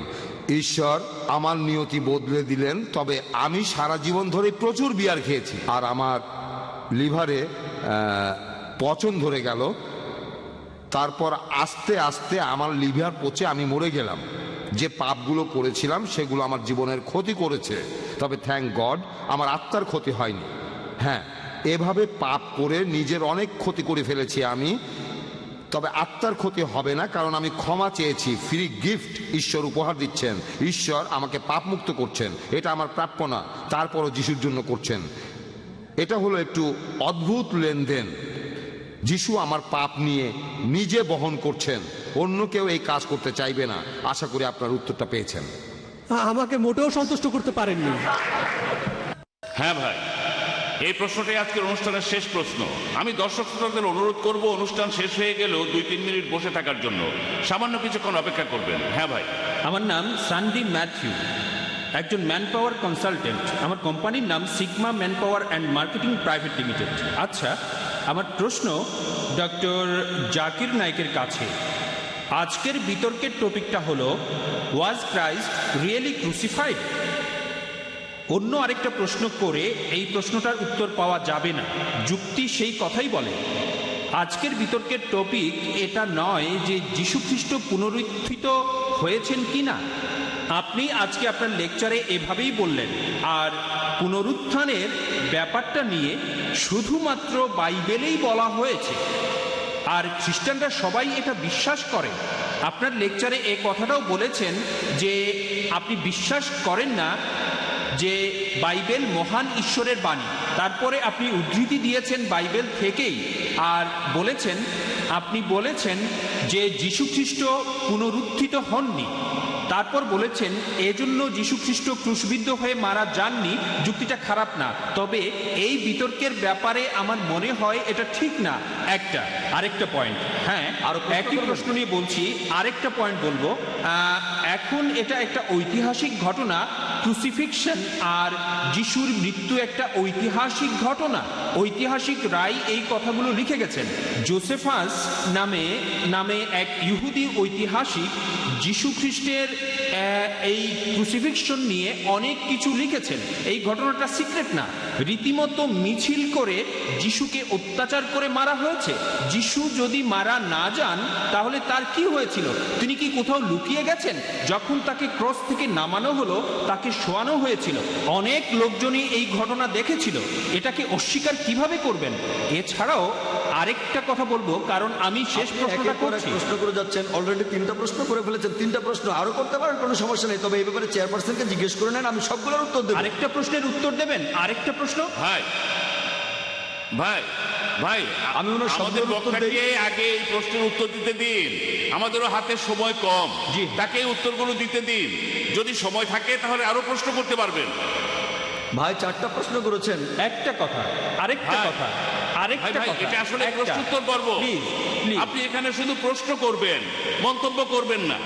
আপনি পরে একদিন আইআরএফে আসেন, তখন বিস্তারিত আলোচনা হবে, তখন আলোচনা করবেন, কিন্তু এখন করবেন না। প্লিজ কোনো রকম মন্তব্য করবেন না, আগে প্রশ্ন করুন, উত্তর শুনুন। ভাই আপনি 4টা প্রশ্ন করেছেন, বললেন যে টপিক হলো ওয়াজ ক্রাইস্ট রিয়েলি ক্রুসিফাইড, আর এখানে পুনরুত্থানের কথা কেন বলছি, আর তারপর বললেন যদি যীশু খ্রিস্ট পুনরুত্থিত না হন তাহলে তিনি ক্রুসিফাই হননি। আপনি আসলে উল্টো পথে হাঁটছেন। আমি যেটা করতে চেয়েছিলাম, আমি এক ঢিলে 2টো পাখি মারতে চেয়েছিলাম। আমি আরেকটা বিতর্ক করতে চাই না যিশুর পুনরুত্থান নিয়ে। 2টো পাখি এক ঢিলে, যদি মারা না যান তিনি ক্রুসিফাইড হননি, যদি মারা না যান তিনি পুনরুত্থিত হননি। এক ঢিলে 2টো পাখি। যদি আপনি এখান থেকে পুনরুত্থান শব্দটা বাদ দেন, তারপরও যুক্তিটা এরকমই থাকবে। আর আপনি পরে ভিডিও ক্যাসেট দেখতে পারেন বাজারে আসার পরে। প্রথমে আমি বলেছি যদি কেউ মারা না যায় সে ক্রুসিফাইড হবে না। তারপরে আমি বলেছি যে পুনরুত্থান হতে গেলেও তাকে আগে মরতে হবে। আমি এক ঢিলে 2টো পাখি মেরে প্রমাণ করতে চেয়েছি যে যীশু খ্রিস্ট আসলে মারা যাননি। যদি মারা না যান তিনি ক্রুসিফাইড হননি। যদি মারা না যান কিভাবে পুনরুত্থিত হবেন? আমি এখানে এক ঢিলে 2টো পাখি মারতে চেয়েছিলাম, তবে টপিকের মধ্যে থেকেই, আমি টপিকের বাইরে চলে যাইনি, কারণ এই 2টো ব্যাপারে ইম্পর্টেন্ট। পলের কথা অনুযায়ী 1 করিন্থিয়ান 15 অধ্যায়ের 14 অনুচ্ছেদে যে যদি যীশু খ্রিস্ট মারা না যান, না ওঠেন, আমাদের শেখানো মূল্যহীন, তোমাদের বিশ্বাসও মূল্যহীন। আমি এক ঢিলে 2টো পাখি মারতে চেয়েছি। পরে অনুষ্ঠানটা ভিডিও দেখে নেবেন। আপনি এছাড়াও বললেন যে ঐতিহাসিকরাই বলেছে, ইহুদি ঐতিহাসিক, যে যিশু ক্রুসিফাইড হয়েছিলেন। ভাই আপনি কি জানেন যিশু ক্রুসিফাইড হয়েছে এ নিয়ে কতগুলো বই লেখা হয়েছে? তার ডবল বই লেখা হয়েছে যিশু যে ক্রুসিফাইড হয়নি সেটা নিয়ে, ঐতিহাসিক রেকর্ড। আপনি আইআরএফে আসেন।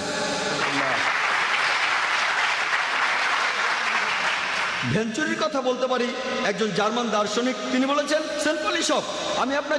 আপনি কতগুলো বলবেন? আমি আপনাকে দ্বিগুণ বলবো। ওই ঐতিহাসিকরাই, মুসলিমরা নয়, খ্রিস্টান, অমুসলিম, একজনের কথা বলেছি। 4 নম্বর প্রশ্ন, যদি যীশু খ্রিস্ট সত্যি সত্যি মারা না যান তার কি হয়েছে? তিনি কি পৃথিবীর নিচে আছেন? ইত্যাদি। মনে হয় আমার লেকচারটা শোনেননি। 2টো লেকচার দিয়েছি আর প্রশ্নের উত্তরও দিয়েছি। সেখানে পরিষ্কার করে বলেছি, সূরা নিসার 157 নম্বর আয়াতে উল্লেখ করা হয়েছে ও আমা কাতালু আমা সালাবু, তারা তাকে হত্যা করেনি, ক্রুশবিদ্ধও করেনি, কিন্তু তাদের এমন বিভ্রম হয়েছিল। পরের আয়াত সূরা নিসার 158 নম্বর আয়াতে উল্লেখ আছে যে আল্লাহ সুবহানাহু ওয়া তাআলা তাকে নিজের কাছে তুলে নিয়েছেন। আমি বলেছি যে জীবিত অবস্থায় তাকে তুলে নিয়েছেন আল্লাহ নিজের কাছে। আল্লাহ সুবহানাহু ওয়া তাআলা যীশু খ্রিস্টকে উপরে তুলে নিয়েছেন তার নিজের কাছে। এছাড়াও পবিত্র কোরআনে সূরা ইমরানের 55 নম্বর আয়াতে উল্লেখ করা হয়েছে আল্লাহ তাকে জীবিত তুলে নিয়েছেন। যীশু খ্রিস্ট আবারও পৃথিবীতে আসবেন। আপনার 4টা প্রশ্নের উত্তর দিয়েছি। আর আমাদের প্যাস্টর বললেন, আগের প্রশ্নে ওনার বলা উত্তরটা নিয়ে বলছি, প্রত্যেক খ্রিস্টানের কাছ থেকে নতুন নতুন কথা শুনি। তিনি বললেন কিছু ক্ষতি আছে যা পূরণ করা সম্ভব নয়। প্যাস্টর বলেছেন, এখানে রেকর্ড হচ্ছে। তার মানে যিশু কিছু পাপের প্রায়শ্চিত্ত করতে পারবেন না। এখান থেকে যেটা বুঝলাম, আমি এখানে যেটা বুঝলাম, কোনো খ্রিস্টানের সাথে পরিচয় হলে তাদের মতবাদ সম্পর্কে নতুন কথা শুনি। তাহলে ছোটখাটো পাপ হলে যীশু খ্রিস্ট তার প্রায়শ্চিত্ত করেছেন, বড় পাপের প্রায়শ্চিত্ত তিনি করেননি, সেরকমই বুঝলাম। হ্যাঁ ভাই, আপনি আর কিছু বলবেন? ভাই আপনি মন্তব্য না করে আরেকটা প্রশ্ন করতে পারেন, কারণ এখনো আমাদের হাতে 2-3 মিনিট সময় আছে। তবে বক্তাকে এই প্রশ্নের উত্তর 3 মিনিটের মধ্যেই দিতে হবে। হ্যাঁ ভাই, তাড়াতাড়ি প্রশ্ন, তাড়াতাড়ি উত্তর, 3 মিনিটের মধ্যে। আপনি আপনার লেকচারে বাইবেলের উদ্ধৃতি দিয়ে যুক্তি দেখালেন, আর আজকের topic was the Christ really crucified. এ ব্যাপারে আপনার কোরআন কি কথা বলছে? কোরআন একটা কথা বলেছে, আপনি সেই কথাটা বলেছেন, তারপর সেটা বারবার বলছেন, এটা কিন্তু যুক্তি না। আমি বললাম ঈশ্বর একজন, তারপর এই একই কথা 20 বার বললাম, এটা কোনো যুক্তি না। যুক্তি দিলে সেখানে প্রমাণ দেখাতে হবে। তাহলে কোরআনের কথার পক্ষে কোনো প্রমাণ দেখাবেন যে যিশু ক্রুসিফাইড হননি, কোরআনের নিজস্ব কথা বাদে। আমি উত্তরটা শুনতে চাই, দর্শকদের হাততালি শুনতে চাই না, একজন অমুসলিম হিসেবে এটা শুনতে চাই। হাততালি খারাপ সেটা বলছি না, তবে তখন বুঝতে অসুবিধা হয়, তাই হাততালি শুনতে চাই না, আমি আসল ব্যাপারটা বুঝতে চাই। ভাই খুব সুন্দর প্রশ্ন করেছেন যে যদি কোনো মন্তব্য করেন সেটা সত্যি হয়ে যাচ্ছে না, এখানে সোর্সটা খাঁটি হতে হবে। আমিও একমত। যদি কোরআন থেকে উদ্ধৃতি দেয় যে যীশু খ্রিস্ট আসলে ক্রুসিফাইড হননি, আপনি হয়তো মানবেন না। কেন? কারণ আপনার কথা অনুযায়ী কোরআন আসমানি কিতাব না। আমার কোনো সমস্যা নেই, তবে মুসলিমদের কাছে এটা পবিত্র, তারা বলে এটা আল্লাহর বাণী, তাদের জন্য কোরআনই যথেষ্ট। যদি আমি বাইবেল থেকে বলি যিশু কি হয়েছিল, মুসলিমরা হয়তো সব মেনে নেবে না, তবে খ্রিস্টান যারা তারা মেনে নেবে। আপনি কি মানেন এই পবিত্র বাইবেল ঈশ্বরের বাণী? মানেন? ভালো, এটা মানেন। তাহলে বাইবেল থেকেই প্রমাণ করলাম যিশু খ্রিস্ট ক্রুসিফাইড হননি। এখানে ঐতিহাসিক প্রমাণের দরকারটা কি? ঐতিহাসিক প্রমাণ কি ঈশ্বরের বাণী চেয়ে বড়? আপনারা হাততালি দেবেন না, উনি হাততালি চান না, উনি আসলে বুঝতে চান। এই প্রমাণটা, এটা তো বিশ্বাসের ব্যাপার, বাইবেল তো বিশ্বাস করি। এই জন্যই তো বলছি আপনি এটা মানলেই হলো। আমি এখানে অখ্রিস্টানদের বোঝাতে আসিনি। অখ্রিস্টানদের জন্য ঐতিহাসিক প্রমাণ লাগবে, আরেকটা বিতর্ক হবে। যদি কোনো অখ্রিস্টান আমাকে বলে যে আপনার এই উদ্ধৃতিগুলো আমার জন্য প্রমাণ না, মানে আপনি যে উদ্ধৃতি দিয়েছেন সেগুলো ঠিক আছে, তবে আপনি সেগুলোর ভুল ব্যাখ্যা করে আমাদের ভুল জিনিসটা বোঝাচ্ছেন। আচ্ছা ভাই, আমার নামে অভিযোগ করলেন আমি উদ্ধৃতি দিয়েছি কিন্তু প্রসঙ্গ ছাড়া বলেছি। আপনি প্রসঙ্গটা বলেন, নো প্রবলেম। আমরা একে অন্যকে বোঝার চেষ্টা করছি। আইআরএফে আসেন, আপনি প্রসঙ্গটা বলেন, তারপর আলোচনা করব। একদিন চলে আসেন, আমি আপনার সাথে অবশ্যই দেখা করব।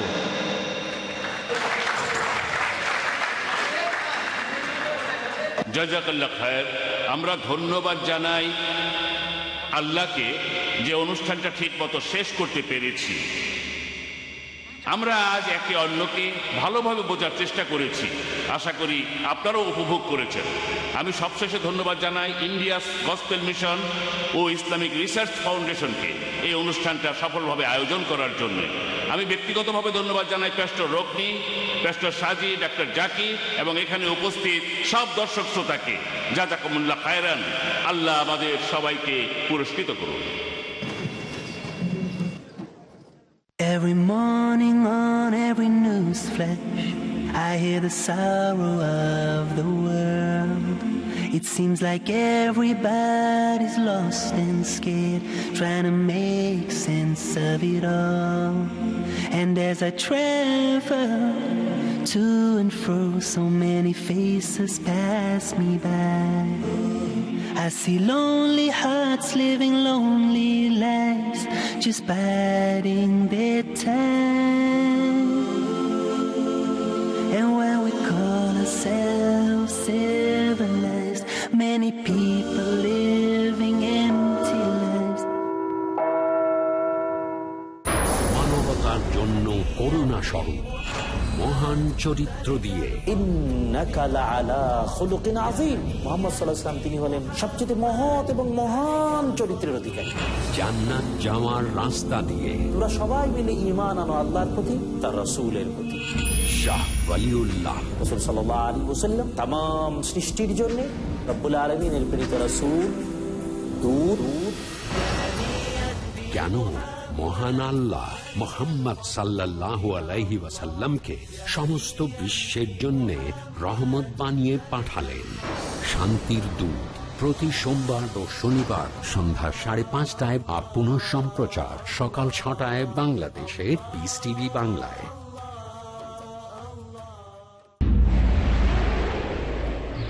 ডক্টর জাকিরের আন্তরিক বার্তা। পৃথিবীর সবচেয়ে বেশি বৃদ্ধি পাওয়া ধর্ম।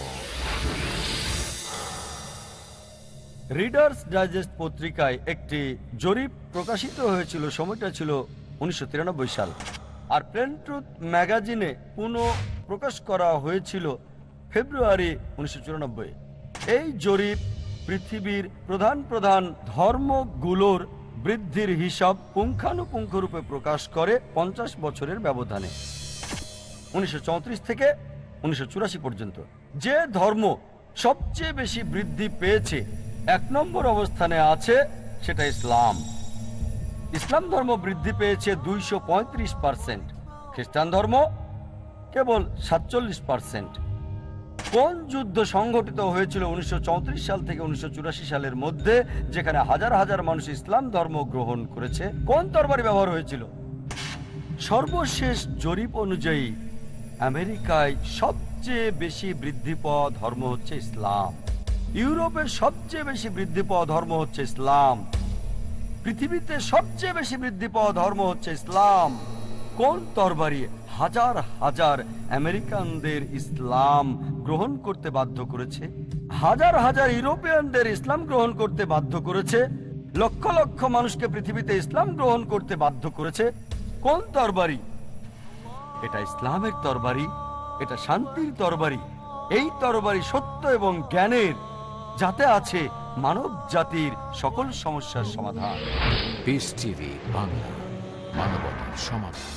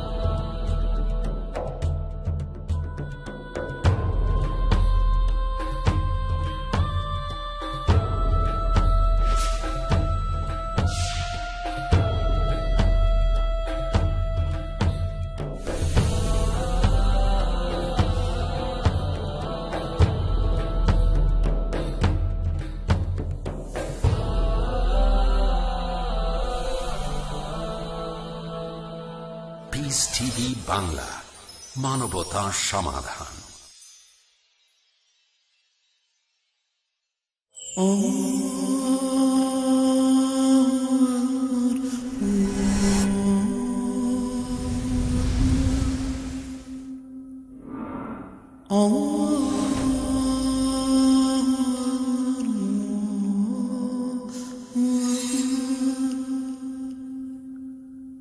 أشهد أن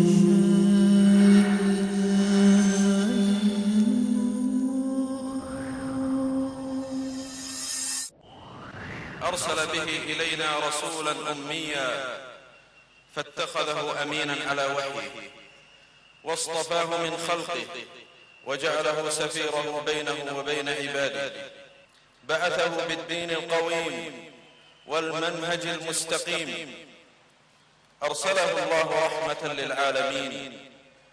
الله الحمد لله رب العالمين الرحمن الرحيم مالك يوم الدين إياك نعبد وإياك نستعين اهدنا الصراط المستقيم صراط الذين أنعمت عليهم غير المغضوب عليهم ولا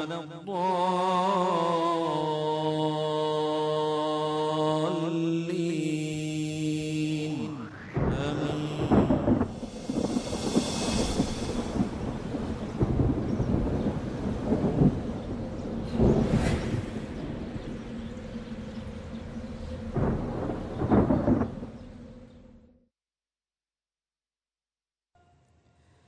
الله أكبر الله أكبر الله أكبر الله أكبر أشهد أن لا إله إلا الله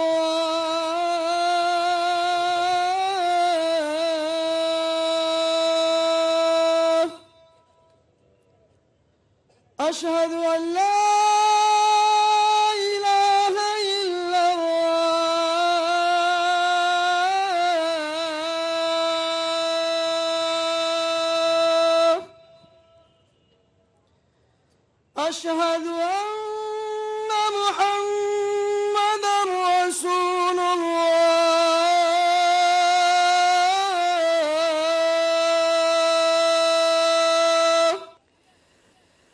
أشهد أن محمدا رسول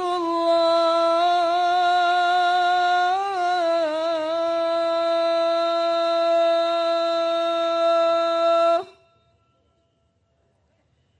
حي على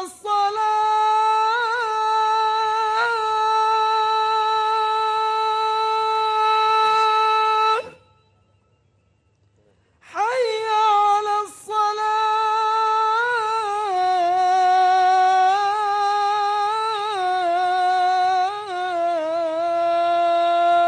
الصلاة حي على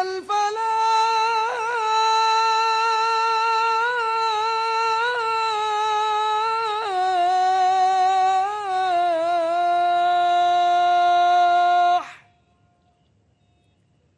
حي على الفلاح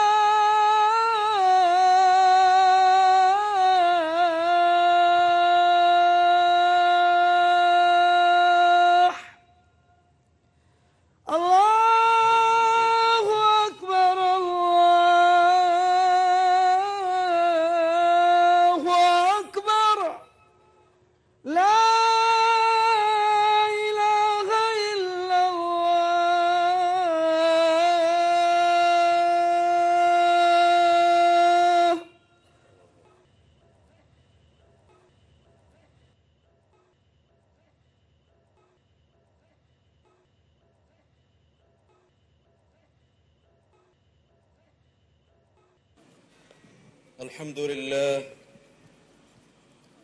الحمد لله الذي ارتضى لعباده هذا الدين ووفق من شاء منهم فكانوا من المهتدين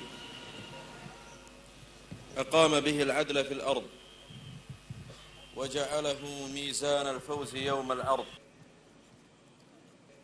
بصر به من العمى وأحيا به من الردى وأخرج به من غيابات الجهالة وبدد به غيايات الضلالة أرسل به إلينا رسولا أميا فاتخذه أمينا على وحيه واصطفاه من خلقه وجعله سفيره بينه وبين عباده بعثه بالدين القويم والمنهج المستقيم أرسله الله رحمة للعالمين وإماما للمتقين وحجة على الخلائق أجمعين فهدى به إلى أقوم طريق وأوضح سبيل وافترض على العباد طاعته وتعزيره وتوقيره والقيام بحقوقه وسد دون جنته الطرق بعد بعثته إلا من طريقه فشرح له صدره ورفع له ذكره ورفع عنه وزره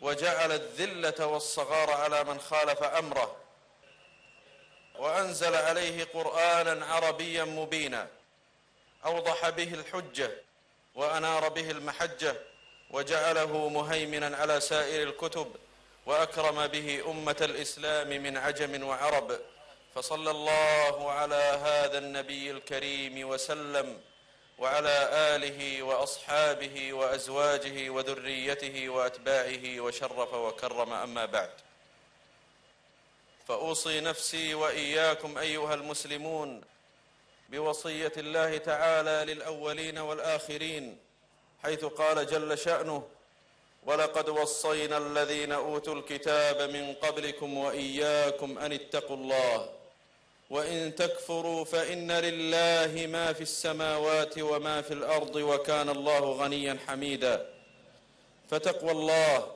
هي وصية الله لخلقه أجمعين ووصية رسوله صلى الله عليه وآله وسلم لأمته وتقوى الله هي الزاد يوم المعاد وهي العدة في كل شدة وتقوى الله هي خير ما المرء أسر وأزين ما أظهر وأفضل ما ادخر أخرج الإمام أحمد بإسناد جيد عن أبي سعيد الخدري رضي الله عنه وأرضاه قال قلت يا رسول الله أوصني قال عليك بتقوى الله فإنه رأس الأمر كله أيها المسلمون عباد الله، إن الله اختار دين الإسلام وفضله على سائر الأديان، وما ذلك التفضيل إلا لما احتوى عليه هذا الدين العظيم من المحاسن والخصال الحميدة التي سأذكر لكم بعض المعالم منها.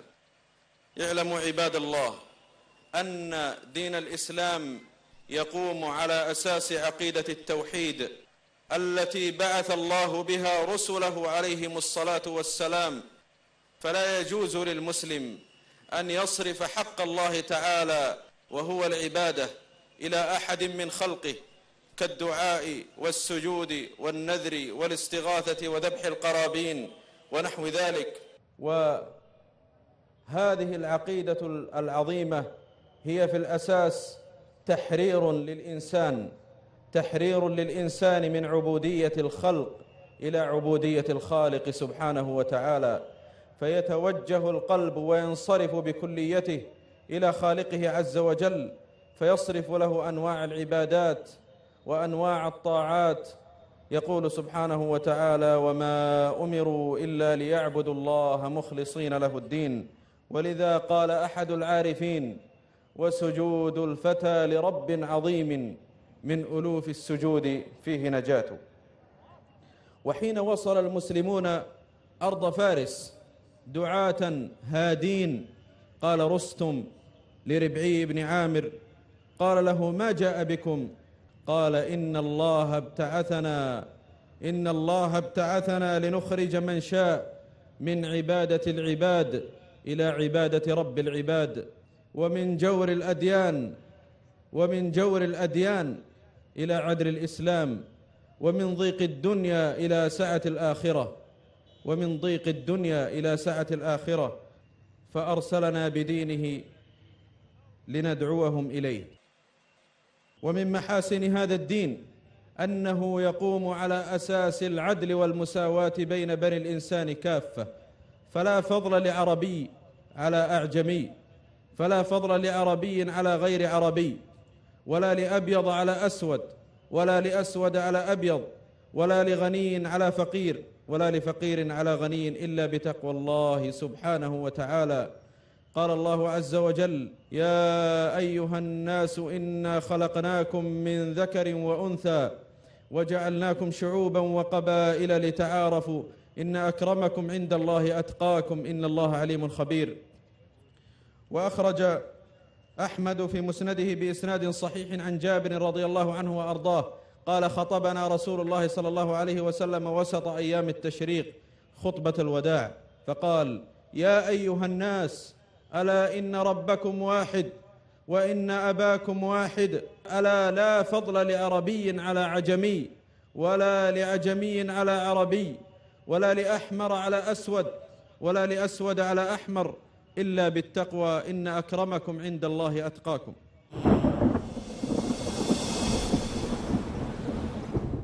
একটি পরিকল্পিত আলোচনা, জন্ম নিয়ন্ত্রণ চিন্তাধারা কতটা ইসলামের সাথে সংগতিশীল, মানবতার কল্যাণের জন্য। তারা নিজ দেশে বলছে সন্তান বাড়াও, অপরদিকে মুসলিম দেশগুলিতে জনসংখ্যা কমানো যায় এর পুরস্কার ঘোষণা করছে। উন্নতি সাধনের জন্য কোরআন হাদিসের জ্ঞান মানুষের যখন থাকে না, তখনই মানুষ এই পদক্ষেপ নেয়। এটার অনেকগুলো দিক রয়েছে। ডক্টর আব্দুল্লাহ জাহাঙ্গীর, আব্দুর রাজ্জাক বিন ইউসুফ, শেখ শাহিদুল্লাহ খান মাদানী, মুফতি কাজী মোহাম্মদ ইব্রাহিম, জাহাঙ্গীর আলম। সর্বশেষ চূড়ান্ত ধর্ম ইসলাম। রিজিক দাতা মাতাও নন, পিতাও নন। মুসলমানের একটা আস্থা, বিশ্বাস। গোটা বিশ্বের তিনি রব। আল্লাহ তাআলা মানব জাতিকে সৃষ্টি করেছেন, এর মূল ইউনিট হলো পরিবার। বোঝেন জীবনের বার্তা, জ্ঞানগর্ভ আলোচনার মঞ্চ। প্রতি রবিবার রাত 9:30 বা পুনঃ সম্প্রচার সকাল 8টায় বাংলাদেশে পিস টিভি বাংলায়।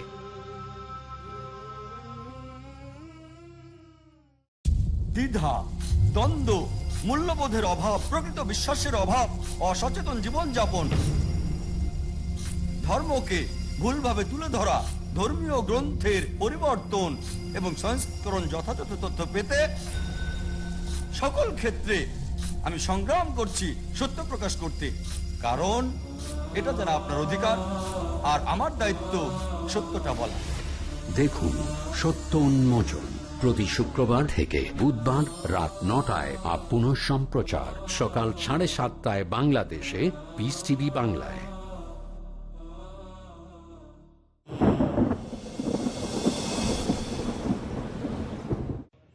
ومن وجوه محاسن هذا الدين العظيم أنه مبني على الرحمة بالمكلفين واليسر في التشريع، فلقد حط الله تعالى عن هذه الأمة الآثار والأغلال التي كانت على الأمم السابقة قبلهم.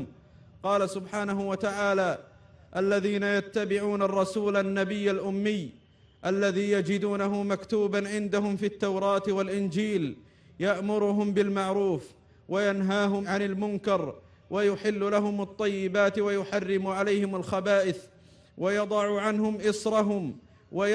عنهم إصرهم والأغلال التي كانت عليهم، فالذين آمنوا به وعزروه ونصروه واتبعوا النور الذي أنزل معه أولئك هم المفلحون.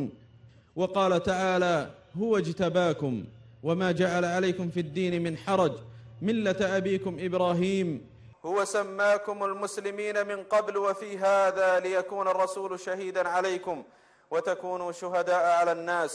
وقال سبحانه وتعالى: يريد الله بكم اليسر ولا يريد بكم العسر.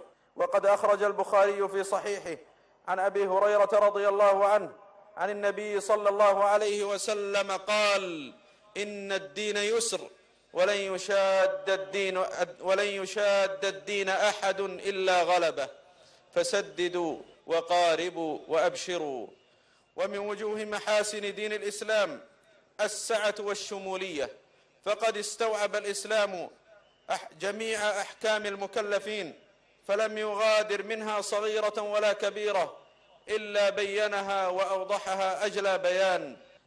قد أخرج مسلم في صحيحه عن سلمان الفارسي رضي الله عنه وأرضاه قال عن سلمان الفارسي رضي الله عنه أنه قال له بعض المشركين: علمكم نبيكم حتى الخراءة أي قضاء الحاجة؟ قال: أجل، لقد نهانا أن نستقبل القبلة لغائط أو بول أو أن نستنجي بأقل من 3 أحجار أو أن نستنجي باليمين أو أن نستنجي برجيع أو بعظم. وجاء عن أبي الدرداء رضي الله عنه وأرضاه بإسناد صحيح قال: لقد تركنا رسول الله صلى الله عليه وآله وسلم وما في السماء طير يطير بجناحه إلا ذكرنا منه علما. ومن وجوه محاسن هذا الدين العظيم أنه يخاطب العقل ويدعوه للتفكر والاعتبار ويحثه على الاستنباط والاستبصار، والأدلة على ذلك من الكتاب والسنة وافرة متضافرة. فالإسلام ليس دينا كهنوتيا طقوسيا، وليس دينا خياليا فارغا وهميا، وإنما هو دين الحياة والواقع والمعاملة، ودين الفطرة الصافية النقية. قال سبحانه وتعالى: فأقم وجهك للدين حنيفا فطرة الله التي فطر الناس عليها لا تبديل لخلق الله. ولذا فهو يدعو إلى العلم واستشراف آفاق المعرفة في شتى مجالاتها، ولا أدل على ذلك من سبق العلماء المسلمين في ميادين العلوم الإنسانية كابن الهيثم والخازن البصري والبيروني والقزويني وأبي بكر الرازي وجابر بن حيان وغيرهم كثير، فلقد بلغوا في ذلك شأوا بعيدا، وتراثهم قائم إلى يومنا هذا لسان ناطق وشاهد صادق. ولأجل هذا فهو يحث على الانفتاح على الأمم الأخرى والاستفادة من كل نافع، فالحكمة ضالة المؤمن أن وجدها فهو أحق بها. وهذا الدين أيضا كما أنه أيضا يدعو إلى العلم والمعرفة فهو يخاطب الروح والعقل والعاطفة، كما أنه يوازن بين مطالب الجسد والروح والعقل، فهو دين متكامل عظيم، فلا وكس ولا شطط ولا إفراط ولا تفريط، بل دين عدل ووسط. ومن وجوه محاسن دين الإسلام دعوته إلى الاجتماع والاتفاق ونبذه للنزاع والشقاق والافتراق، ولما كان الشقاق والافتراق من أقوى أسباب الضعف والهزيمة التي تحل بأمة من الأمم، حارب الإسلام هذا الأمر كما قال سبحانه وتعالى: وأطيعوا الله ورسوله ولا تنازعوا فتفشلوا وتذهب ريحكم واصبروا إن الله مع الصابرين. فأرسل الإسلام قواعد الأخوة الإيمانية، ونبذ العصبيات القبلية والنعرات الجاهلية والفوارق العنصرية. ولذا لما أنعم الله على الخزرج والأوس بنعمة الإسلام اتفقت الكلمة واجتمع الشمل وتآخى الحيان، فوحد رسول الله صلى الله عليه وسلم اسمهما ولقبهما بالأنصار لأنهم نصروه. وكان لتوحيد الاسمين تحت راية الإسلام أعظم الأثر في نفوس المسلمين، إذ بذلك امتنع الشقاق وتصافت النفوس وساروا جميعا نحو غرض واحد ومبدأ واحد، بعد أن أنهكتهم الحروب دهورا طويلة، حتى لقد تحالفت كل قبيلة منهما مع حي من أحياء اليهود ضد الآخر. ولذا كان من بواكير عمله صلى الله عليه وآله وسلم أول ما قدم المدينة أنه آخى بين المهاجرين والأنصار لأجل هذا المبدأ العظيم. قال الله سبحانه وتعالى: وألف بين قلوبهم لو أنفقت ما في الأرض جميعا ما ألفت بين قلوبهم ولكن الله ألف بينهم إنه عزيز حكيم. ومن وجوه محاسن دين الإسلام العظيم أنه يدعو إلى كرائم الأخلاق وفضائلها ويحذر من قبائحها ورذائلها.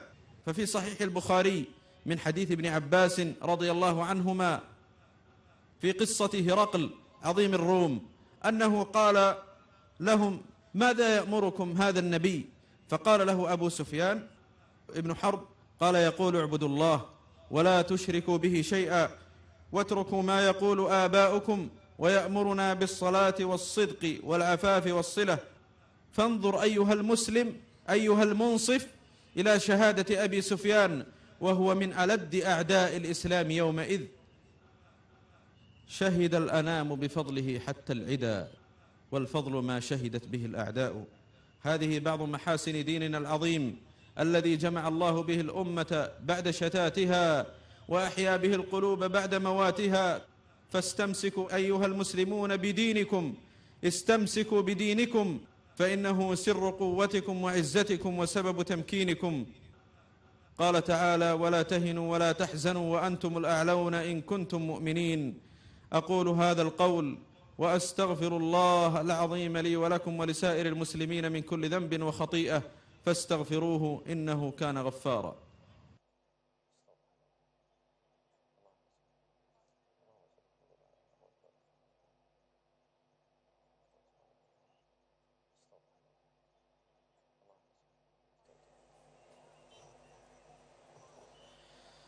الحمد لله الذي لا أول لوجوده ولا آخر لجوده.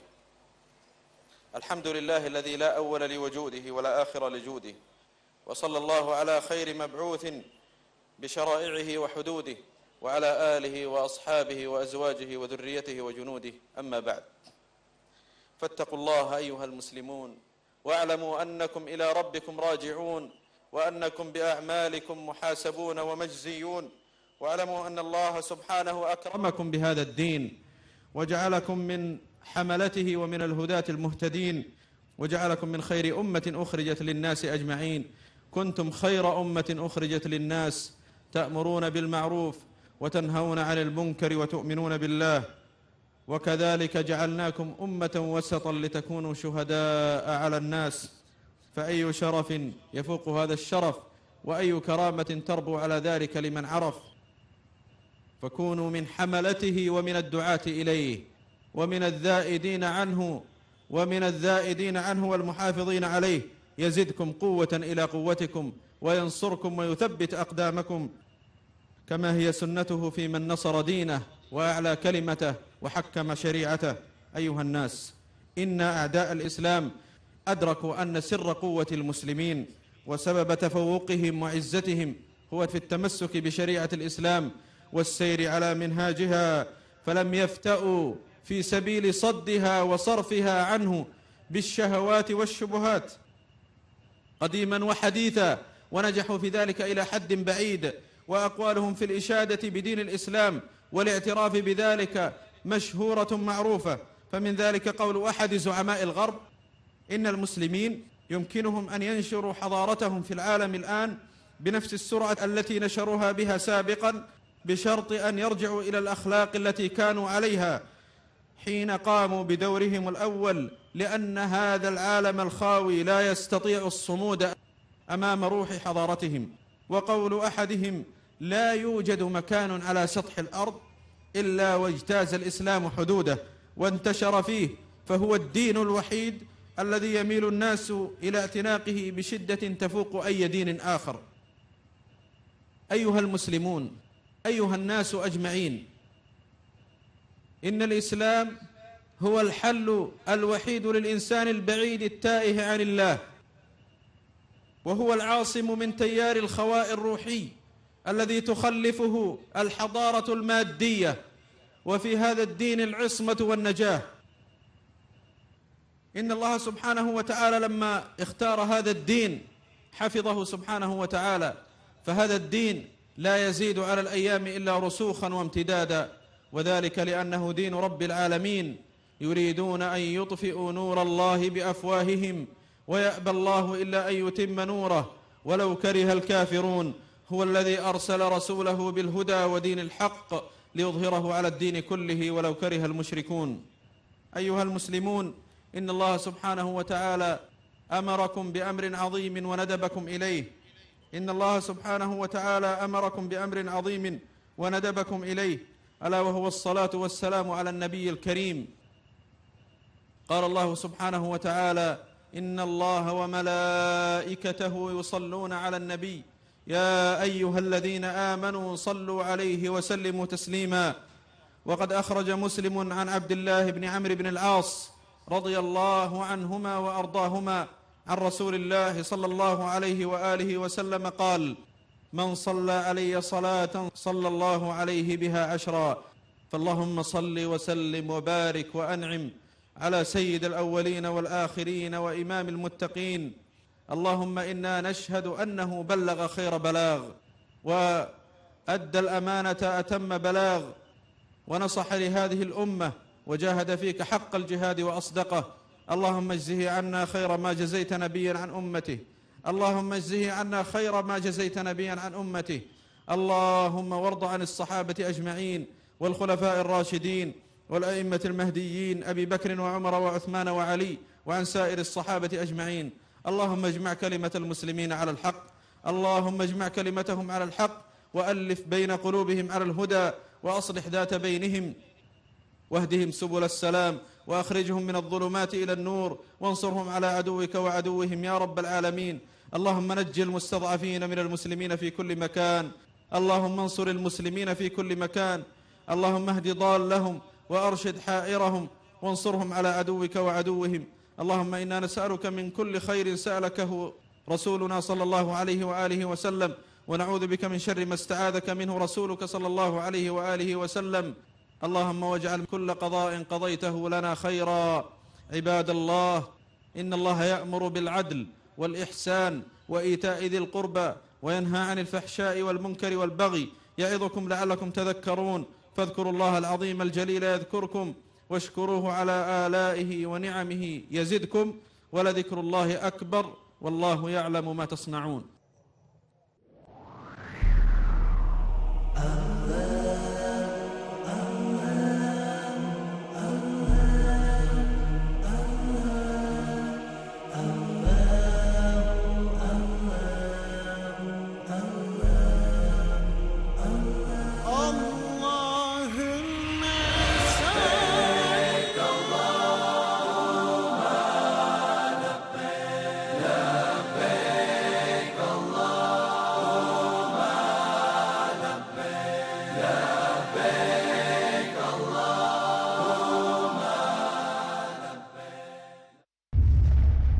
Marriage or divorce? What's Islamic ruling? Nikah. Solution or problem? Heaven or hell? There is a misconception. You choose beauty, wealth, family status, virtue. Decide what you want. Decide your choice. Be sad or be happy. It's your choice. Join Dr. Zakir Naik.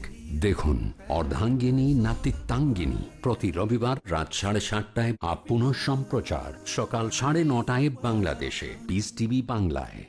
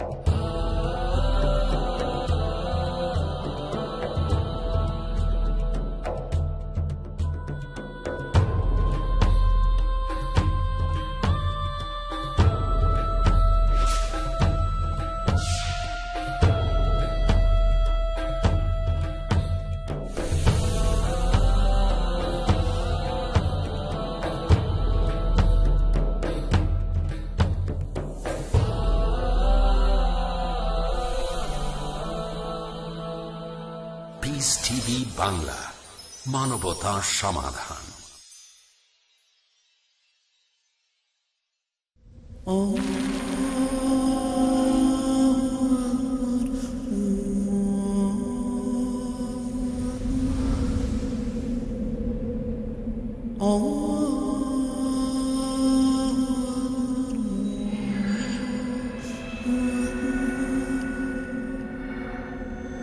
أشهد أن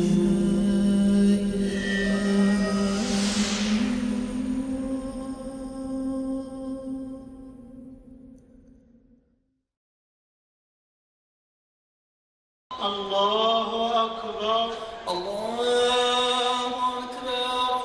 الحمد لله رب العالمين الرحمن الرحيم مالك يوم الدين. إياك نعبد وإياك نستعين.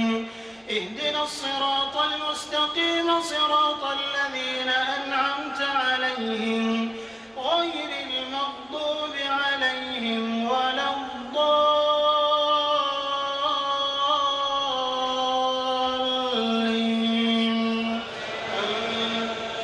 قل يا أيها الكافرون لا أعبد ما تعبدون ولا أنتم عابدون ما أعبد ولا أنا عابد ما عبدتم ولا أنتم عابدون ما أعبد لكم دينكم ولي دين. إذا جاء نصر الله والفتح ورأيت الناس يدخلون في دين الله أفواجا فسبح بحمد ربك واستغفره إنه كان توابا.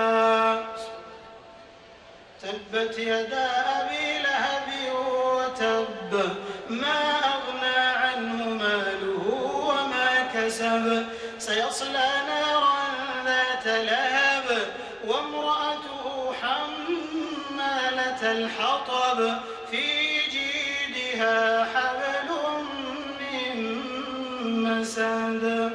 الله أكبر الله أكبر.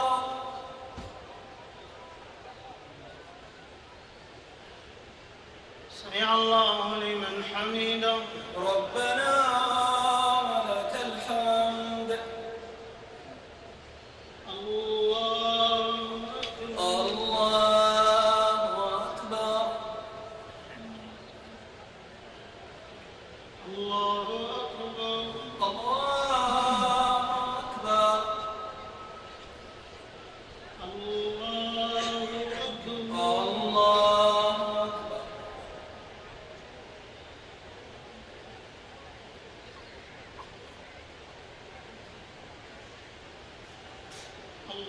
أكبر الله أكبر.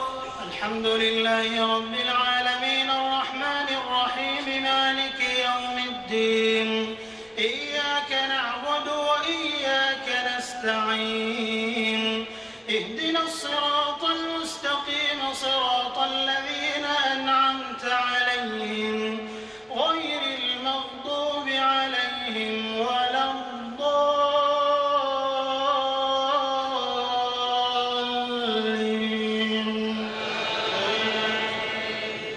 قل هو الله أحد الله الصمد لم يلد ولم يولد ولم يكن له كفوا أحد.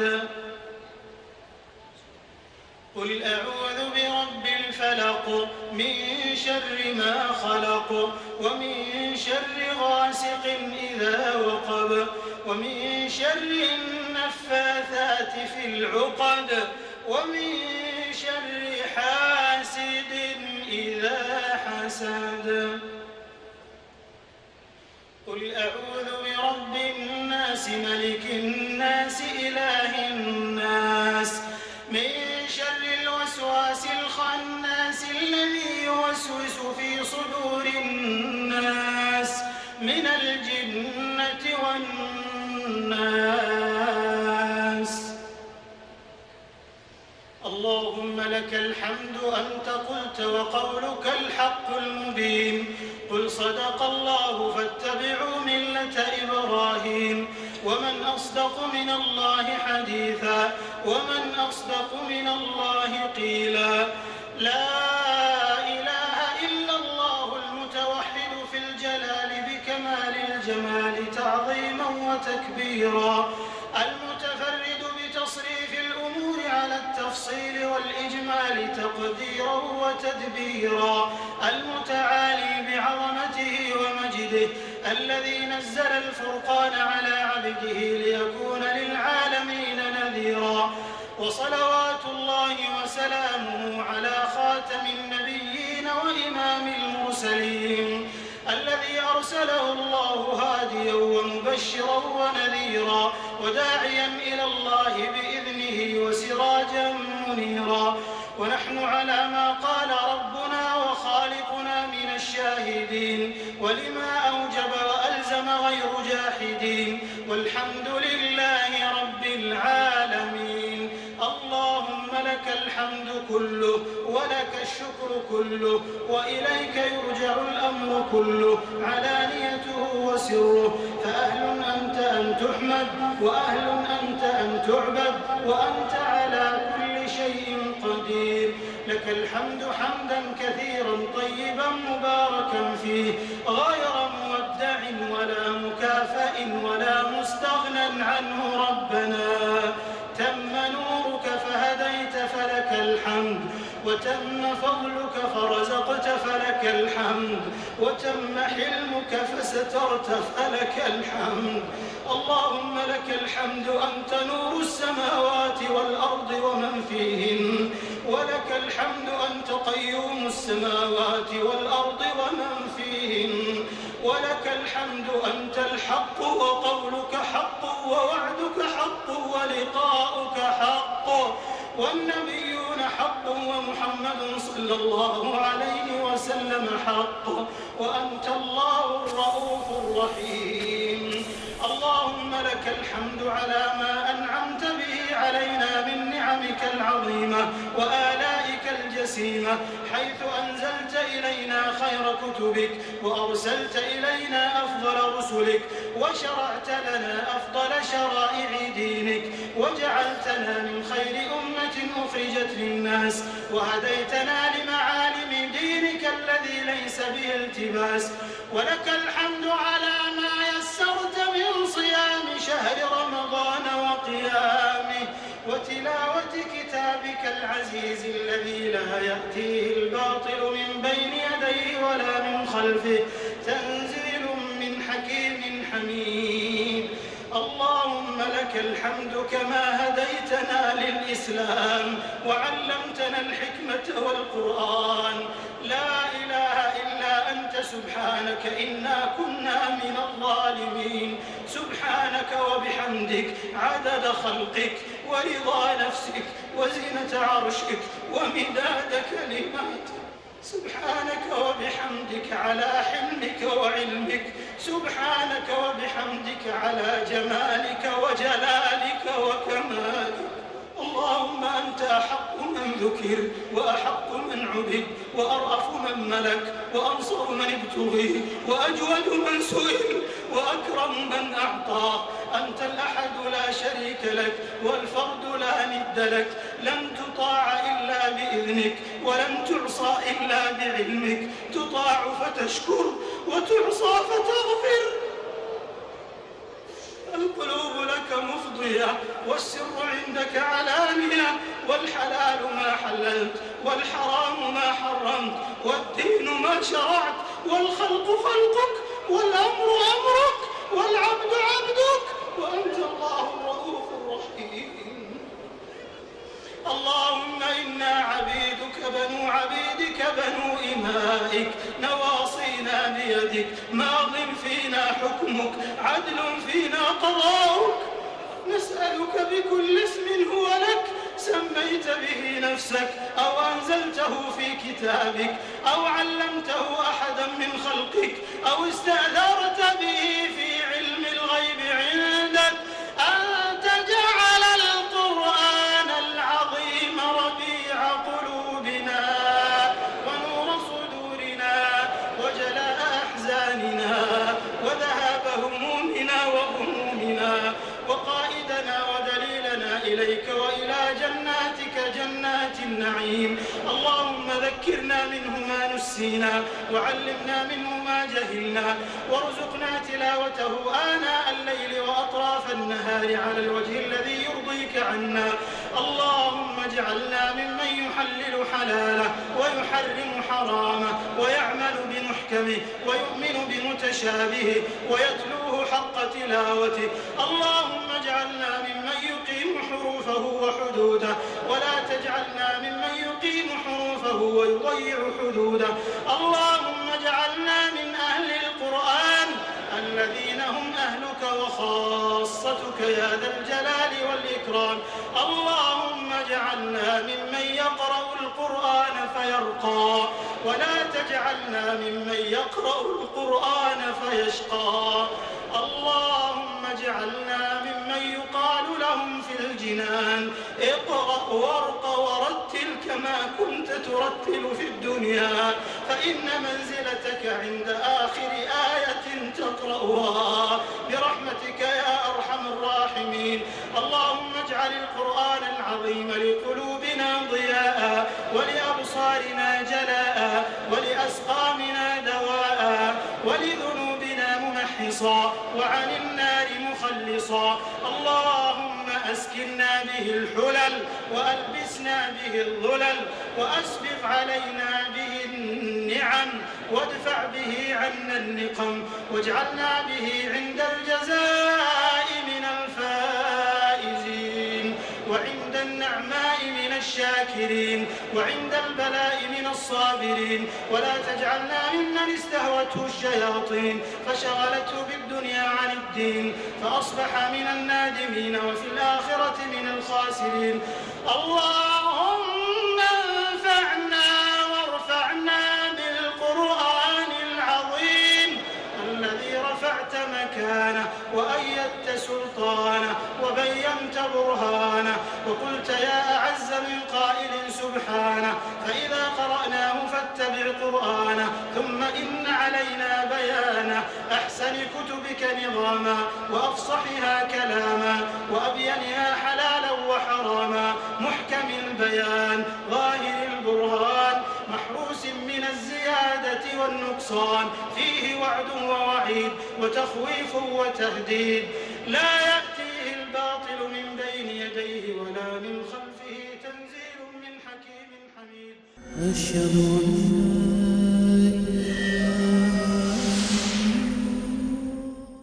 আসসালামু আলাইকুম আমি মোহাম্মদ বদরুদ্দোজা নদভী আপনারা দেখছেন piece TV Bangla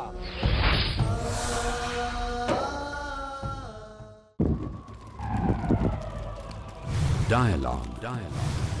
Discussion. Debate. Rebuttal. Conclusion. Eliminate misconceptions about religion. Get enlightened. Witness Dr. Zakir Naik in a battle of words. দেখুন সম্মুখ সমরে প্রতি বৃহস্পতিবার রাত 9টায় বা পুনঃ সম্প্রচার সকাল 10:30 বাংলাদেশে পিস টিভি বাংলায়। তৌহিদের প্রতিষ্ঠা। আল্লাহর একত্বটাই মূল জিনিস। উপরটার বিষয়টাই হচ্ছে এই তাওহীদের বিষয়টা হলো মূল বিষয়। কোরআনের উপর পূর্ণ বিশ্বাস। কোরআন ও সহিহ সুন্নাহর সঠিক শিক্ষা নিয়ে সঠিক ইসলাম জেনে গোটা বিশ্বে ছড়িয়ে যেতে পারে। সুন্নাতের বাস্তবায়ন। আরেকজন মুসলিম অপরজনকে ইসলামের দিকে দাওয়াত দিবেন কোরআন এবং সুন্নাহর আলোকে। জানুন ইসলামের বুনিয়াদী নীতিসমূহ। দেখুন মুসলিম জীবনের মূল ভিত্তি। পরবর্তী অনুষ্ঠান পিস টিভি বাংলায়।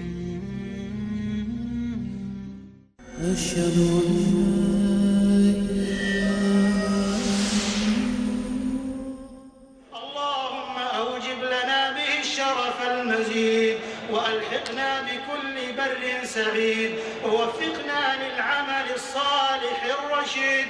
اللهم انقلنا بالقرآن العظيم من الشقاء إلى السعادة ومن النار إلى الجنة ومن الإساءة إلى الإحسان ومن الإهانة إلى الكرامة ومن السخط إلى الرضا ومن الفقر إلى الغنى ومن أنواع الشرور كلها إلى أنواع الخيور كلها. يا حي يا قيوم يا حي يا قيوم يا حي يا قيوم برحمتك نستغيث فلا تكلنا إلى أنفسنا طرفة عين ولا أقل من ذلك وأصلح لنا شأننا كله يا ذا الجلال والإكرام. إلهنا إلهنا إلهنا وخالقنا ورازقنا ومولانا قد حضرنا ختم كتابك ونخنا مطايانا ببابك فلا تطردنا عن جنابك فإن طردتنا فإنه لا حول لنا ولا قوة إلا بك. اللهم احفظ المسجد الأقصى من عدوان المعتدين ومن كيد الكائدين. اللهم اجعله شامخا عزيزا إلى يوم الدين. اللهم اكتب لنا فيه صلاة قبل الممات يا رفيع الدرجات ويا قاضي الحاجات. اقض حاجاتنا وارفع درجاتنا واغفر ذنوبنا واستر عيوبنا وحصن فروجنا واختم بالصالحات أعمالنا وبالسعادة آجالنا. اللهم كاشف الهم اللهم فارج الغم. نسألك اللهم يا مجيب دعوة المضطرين يا مجيب دعوة المضطرين يا مجيب دعوة المضطرين يا رحمن الدنيا والآخرة ورحيمهما. نسألك اللهم رحمة من عندك تغنينا عن رحمة من سواك. اللهم اكشف الغمة عن هذه الأمة واجمع قلوبها على الكتاب والسنة يا ذا العطاء والفضل والمنة. اللهم احقن دماء المسلمين في العراق اللهم احقن دماء المسلمين في العراق وفي كل مكان يا حي يا قيوم. اللهم كن للأرامل واليتامى والمساكين والمحتاجين يا أرحم الراحمين. اللهم وفق أغنياءنا للعطف على فقرائنا يا حي يا قيوم. اللهم أصلح أحوال المسلمين. اللهم فقههم في الدين. اللهم علم جاهلهم. اللهم اكس عاريهم. اللهم أطعم جائعهم. اللهم اشف مريضهم. اللهم فك أسيرهم. اللهم أرخص أسعارهم يا حي يا قيوم يا ذا الجلال والإكرام. اللهم عليك بأعدائك أعداء الدين الذين يصدون عن سبيلك سبيلك ويعادون أهل دينك.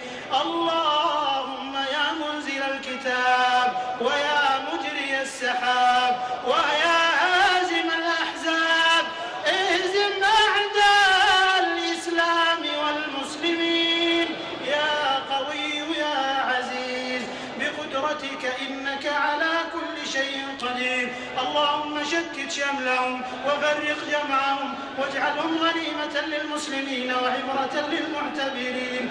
اللهم أصلح وسائل الإعلام في بلاد الإسلام واجعلها قنوات توجيه وإرشاد يا حي يا قيوم. اللهم احفظ المسلمين من شرور قنوات الرذيلة يا حي يا قيوم يا ذا الجلال والإكرام. اللهم أصلح شبابنا، اللهم أصلح شبابنا، اللهم أصلح شباب المسلمين. اللهم اجعلهم عدة لمجتمعاتهم وأوطانهم. اللهم اجعلهم قرة عين لأهليهم وأسرهم يا حي يا قيوم. اللهم احفظهم ممن أراد بهم تغريبا أو تكفيرا وتفجيرا وتدميرا يا حي يا قيوم يا ذا الجلال والإكرام. اللهم رد ضالهم إلى الحق، اللهم ضل من غرر بهم إلى الصواب والرشد يا حي يا قيوم يا ذا الجلال والإكرام. اللهم ارزقهم الوسطية والاعتدال إنك أنت الكبير المتعال. اللهم احفظ نساء المسلمين من كيد الكائدين وعدوان المعتدين. اللهم جملهن بالحجاب والعفاف والحياء والحشمة واحفظهن أن يفتن أو يفتن. اللهم وفق رجال هيئات الأمر بالمعروف والنهي عن المنكر. اللهم وفقهم وسددهم وأعنهم يا حي يا قيوم. واصرف عنا وعنهم شر الأشرار وكيد الفجار. اللهم وفق رجال أمننا، اللهم اجزهم خيرا على ما قدموا من حفظ أمن البلاد والعباد. اللهم ارحم شهداءهم، اللهم ارحم شهداءهم وعاف مرضاهم وجرحاهم وكل أسرهم وأهليهم وأولادهم يا أرحم الراحمين ويا أكرم الأكرمين. اللهم عليك بالسحرة الأشرار. اللهم اكفنا والمسلمين ضر الأضرار وحسد الحاسدين وحقد الحاقدين وكيد الكائدين. اللهم ادفع عنا الغلا والوبا والربا والزنا والزلازل والمحن وسوء الفتن ما ظهر منها وما بطن عن بلدنا هذا خاصة وعن سائر بلاد المسلمين عامة يا رب العالمين. ربنا آتنا في الدنيا حسنة وفي الآخرة حسنة وقنا عذاب النار. ربنا تقبل منا ختم القرآن وتجاوز عنا ما كان من خطأ أو نسيان أو تغيير أو زيادة أو نقصان. اللهم اجعل دعاءنا هذا مباركا على من قرأه وسمعه وشاهده وحضره وأمن على دعائه يا حي يا قيوم يا أرحم الراحمين. اللهم لا تردنا خائبين ولا من بابك مطرودين ولا من رحمتك محرومين. واجعل خير أعمالنا أواخرها وخير أعمالنا خواتمها وخير أيامنا يوم نلقاك. وأعد علينا رمضان أعواما عديدة وأزمنة مديدة ونحن وأمتنا وبلادنا في خير وحياة سعيدة يا ذا الجلال والإكرام. اللهم ما قصر عنه علمنا ولم تبلغه مسألتنا من خيري الدنيا والآخرة فإنا نرغب إليك فيه ونسألك إياه. نسألك أن تجود علينا بجودك وتعمنا بفضلك ومنك ورحمتك يا أرحم الراحمين. سمعنا وأطعنا غفرانك ربنا وإليك المصير. ربنا لا تؤاخذنا إن نسينا أو أخطأنا. ربنا ولا تحمل علينا إصرا كما حملته على الذين من قبلنا. ربنا ولا تحملنا ما لا طاقة لنا به واعف عنا واعف عنا واعف عنا واغفر لنا واغفر لنا واغفر لنا وارحمنا وارحمنا وارحمنا أنت مولانا فانصرنا على القوم الكافرين. ربنا تقبل منا إنك أنت السميع العليم وتب علينا إنك أنت التواب الرحيم واغفر لنا ولوالدينا ولجميع المسلمين والمسلمات الأحياء منهم والأموات إنك سميع قريب مجيب الدعوات. اللهم صل وسلم وبارك على عبدك ورسولك نبينا وحبيبنا وقدوتنا وسيدنا محمد بن عبد الله. اللهم صل عليه ما زهرت النجوم وصل عليه ما تلاحمت الغيوم. اللهم صل عليه ما ذكره الذاكرون الأبرار وصل عليه ما تعاقب الليل والنهار وصل عليه وعلى الصحابة الأخيار المهاجرين منهم والأنصار وعلى الآل الأطهار والتابعين ومن تبعهم بإحسان ما تعاقب الليل والنهار. سبحان ربك رب العزة عما يصفون وسلام على المرسلين والحمد لله رب العالمين. الله الله أكبر.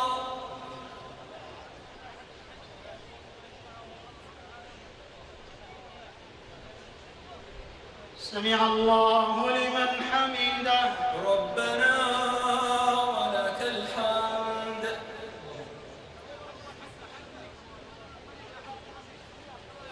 الله أكبر. الله أكبر.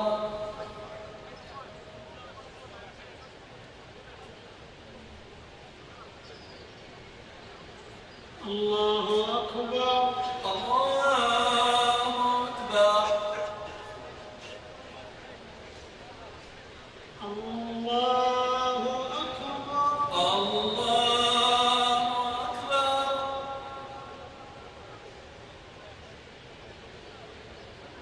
الله أكبر.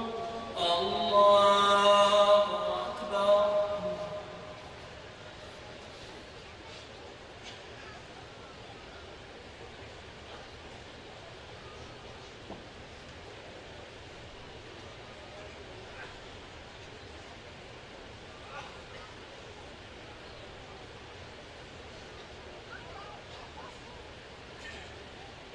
السلام عليكم ورحمة الله. السلام عليكم ورحمة الله. السلام عليكم ورحمة الله. السلام عليكم ورحمة الله.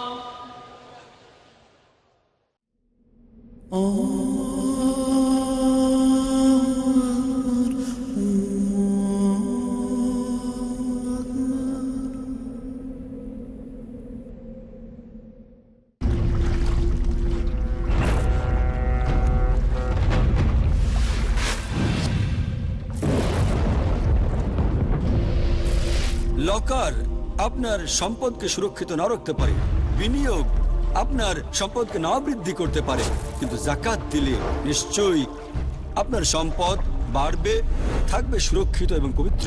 পিস টিভির সাথে থাকুন। আপনার যাকাত ও দানের অর্থ পাঠাতে পারেন IRFI আলট্রায়ন bank, quadrant court 48 Calthorpe road, Birmingham, UK। Pound account number 011323301, IBAN GB52 LOYD 30963401 024192, short code 300083, সোয়েব BIC কোড IBO BGB22। টাকা পাঠিয়ে আমাদের ইমেল করুন admin@peacetv.tv। পিস টিভি, মানবতার সমাধান। The prodigy Dai of Islam, Farid Naik. I challenge any human being to point out a single fundamental of Islam. The illustrious son of the world-famous orator of Islam, Dr. Zakir Naik. Ekam Braham Dutya Naste. Bhagwan ek hi hai, dursa nahi hai. Nahi hai, zara bhi nahi hai. Motivating towards the true path. No Muslim is a Muslim if he does not believe in Jesus Christ, peace be upon him. Science without religion is lame, and religion without science is blind. With his thrilling words and inspirational temperament, Demanding dowry from the would-be bride is completely prohibited in Islam. Prophet Muhammad, peace be upon him, the one endowed with knowledge and wisdom. I am proud to be a fundamentalist Muslim. দেখুন কিশোর তারকা প্রতি বৃহস্পতিবার রাত 7:30 up পুনঃ সম্প্রচার সকাল 9:30 বাংলাদেশে piece TV বাংলায়।